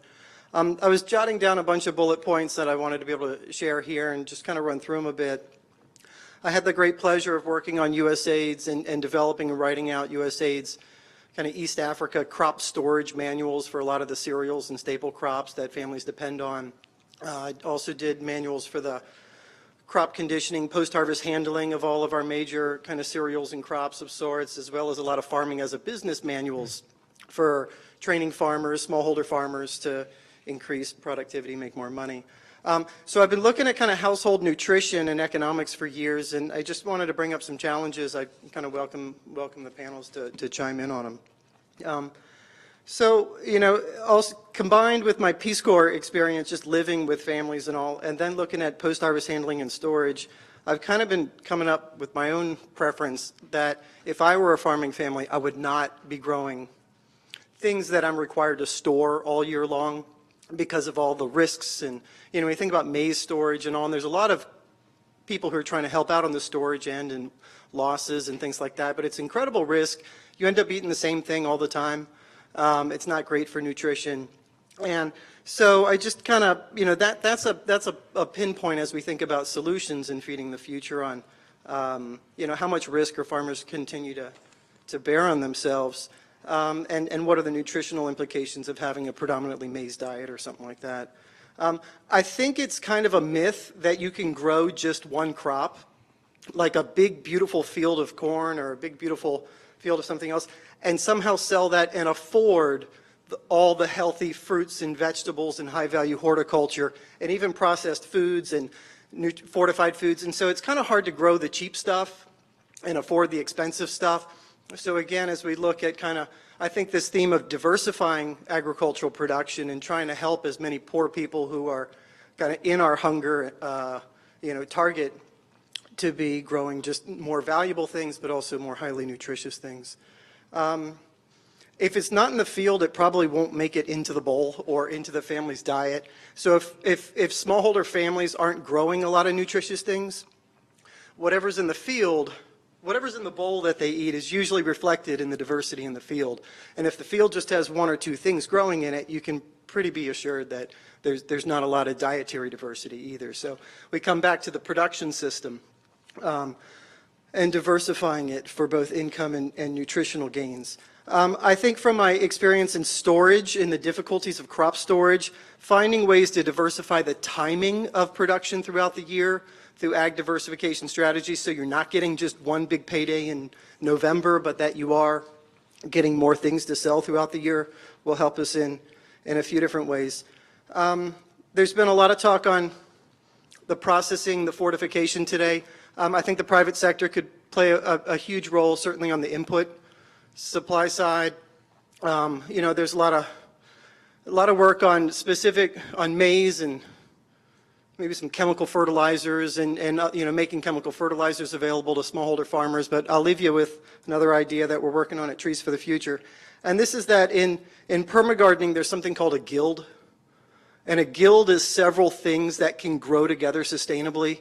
And beans and sweet potatoes are certainly part of that. And there's probably some cereals and grains that should be part of that, and some nitrogen-fixing trees, and a fruit tree towering up above. And when you start to combine species, it's a lot better for the soil, it's better for the family, there's more food, but it makes a little bit more of a challenge for the private sector who's trying to aggregate a lot of stuff from a lot of people easily. So the more ways that we could get our farmers thinking in more complex and diversified growing systems will be wonderful for the planet and for the families. But I think we need the private sector to step in on kind of the input end. And how does a farmer have all the different inputs? It's not just one type of maize seed that they should be growing. There's a lot of other types of seeds that they need to have, you know, at their access. And then on the marketing end, it's not just a farmer who's just trying to sell that one crop, but now he or she or the farming family has multiple things to sell throughout the year. And so again, you know, we need some technology and ideas from private sector to help kind of coordinate all that as well. So thank you. Yep. Very informative. Did you have a comment? I'll just have a short comment. I'm Valerie Rowe Davis. I'm with Catholic Relief Services. I'm a senior technical advisor in our ag unit that focuses on integration of gender and nutrition in our ag programming. And just listening to Jean and to David, thinking about all the challenges that the private sector is happening, particularly around the business development side, getting those models, certification and things. And David, you were talking about some of the solutions through your nonprofit, but I was also thinking of the broader USAID funding opportunities around farmer to farmer, and how farmer to farmer can really bring those technical skills to private sector companies. CRS has had some success with this. I think one of our most successful was a young entrepreneur in Kenya. She is she's drying vegetables and fruits, and she's actually had 8 farmer to farmer volunteers to help support her to build her skills, and she's growing that business in Kenya, and not only employees, but expanding out and scaling her sales. So just thinking of how do we capitalize on our farmer-to-farmer volunteers from the US to Africa and Asia and other places to help build these skills that are lacking that you were talking about. Very good. Thank you. Do we have another comment? Thank you for the wonderful presentations. My name is Tawanda Mushingi. I'm from the International Potato Center. So I'd like to acknowledge support from USAID for our breeding programs because they ensure that we can have nutritious food crops for the consumers that we can transform into nutritious food products. In Kenya, like at SIP, we are working with private sector to transform sweet potato into value-added products that are nutritious and also that can address the nutritional needs of the bottom of the pyramid because of the changing food systems in many of the sub-Saharan countries in Africa where there's a rapid nutrition transition. More people are moving to the cities and less remaining in the rural areas. And those in the rural areas are also increasingly buying food instead of growing it. So having these staple foods biofortified with iron, with vitamin A, makes sure that even the urban poor can have nutritious food products.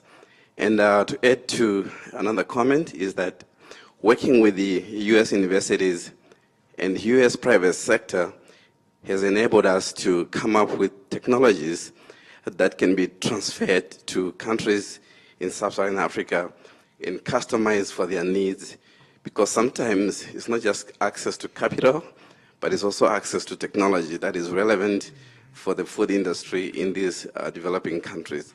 So it is critical to have that linkage continue to be supported so that the technologies in cold storage, in technologies in shelf-stable applications can also be adopted in the regions where people really need these technologies to improve their livelihoods.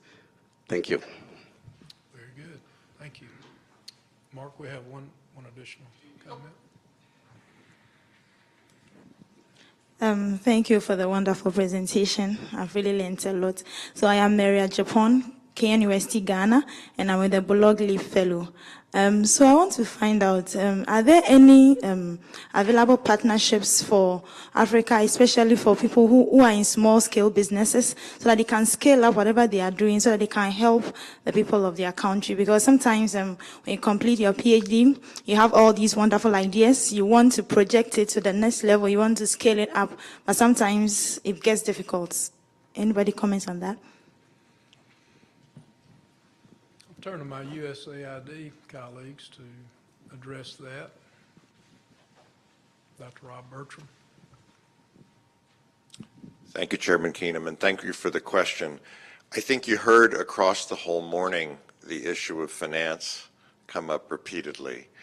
And what I can say is that one of our learnings from Feed the Future 1.0, let's say the first 6-7 years, was that this is a huge constraint, and some of our most exciting successes were where we were able to work with the private sector and public sector. Sometimes it depends on the country's system, banking system, and so forth, to overcome that.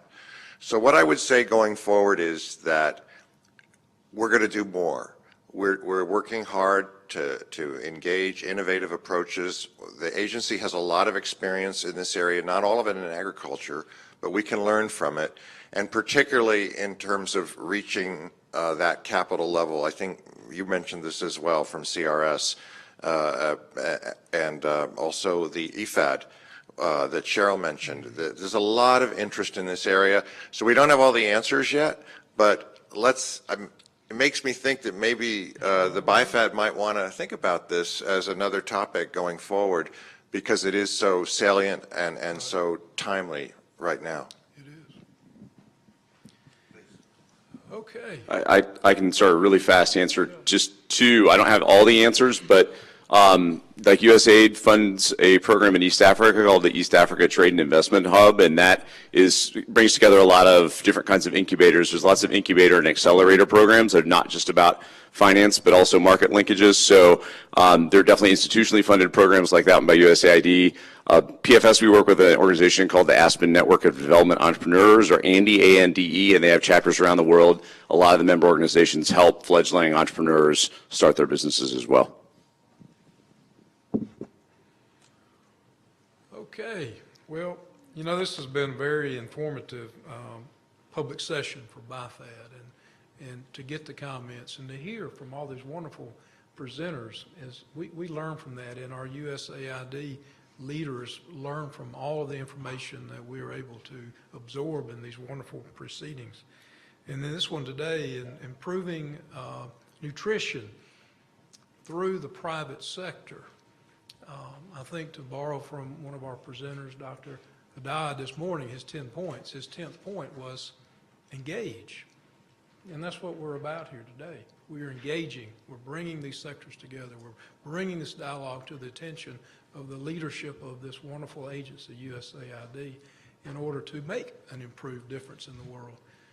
And I thought, in wrapping up for maybe a final comment on behalf of our BIFAD, that I would turn to one of my colleagues, Dr. Pamela Anderson. This is something she has great passion for, and it was through her leadership that we brought this concept of improving nutrition through the private sector to this public session that we're having today.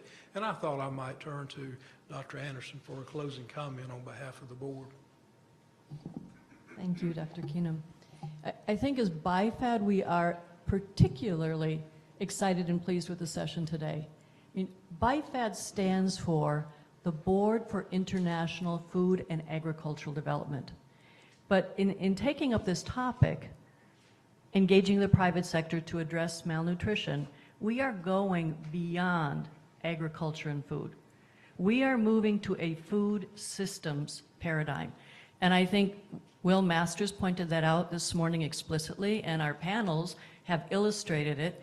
It is a more robust and more appropriate paradigm for addressing this kind of challenge. And it brings in a more inclusive set of stakeholders that we need to address this kind of problem, including the private sector, particularly the private sector. Administrator Green has laid down a challenge to the agency. He has said, our real job is to work ourselves out of a job. That will not happen if we do not address this global challenge of malnutrition, and it won't happen if we do not figure out how to bring everyone to the table and engage with them. So he's really laid down an audacious goal where we have to start thinking in a different way.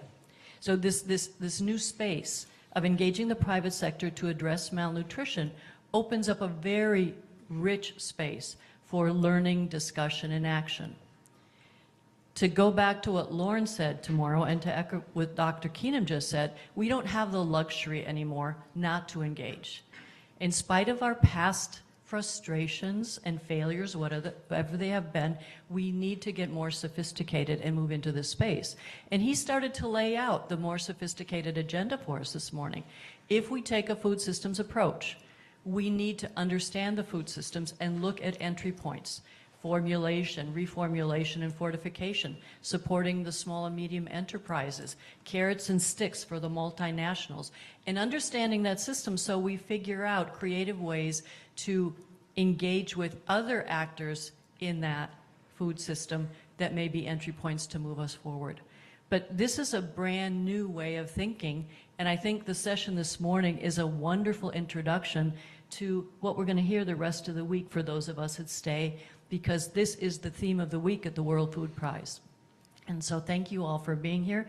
Thank you, Dr. Keenum. I think we're very grateful to all of you that came to present and help us start this discussion. And we have to figure out how to help move it forward. I agree. Thank you, Dr. Anderson. Well, this has been a great start to our World Food Day and a great start to a wonderful week here at the World Food Prize. BIFAD is thrilled to be part of this and thrilled to have all of you here with us. And I want to say a word of thanks to all of our wonderful presenters and their contributions to this morning's session. And I also want to recognize those who helped organize this meeting. Dr. Claire Cohen, she is the executive director of BIFAD over here on the side, and all of her team at USAID that worked with her. Dr. Mark Barner with APLU and Devin Ferguson in the very back. Thank you, Devin, for all that you did to help make this a very successful meeting. So with that, we are now adjourned. Thank you all very much.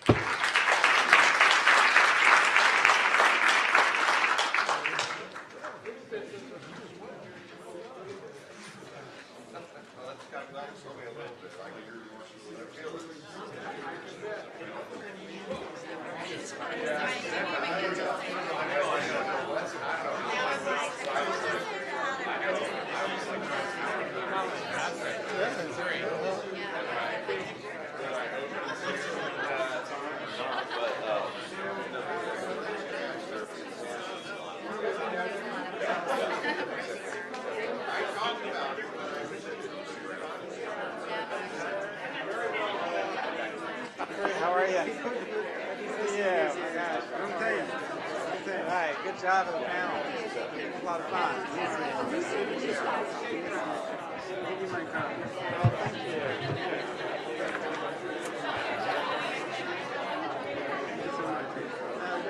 Congratulations on your progress. Yes, yeah. So good up there.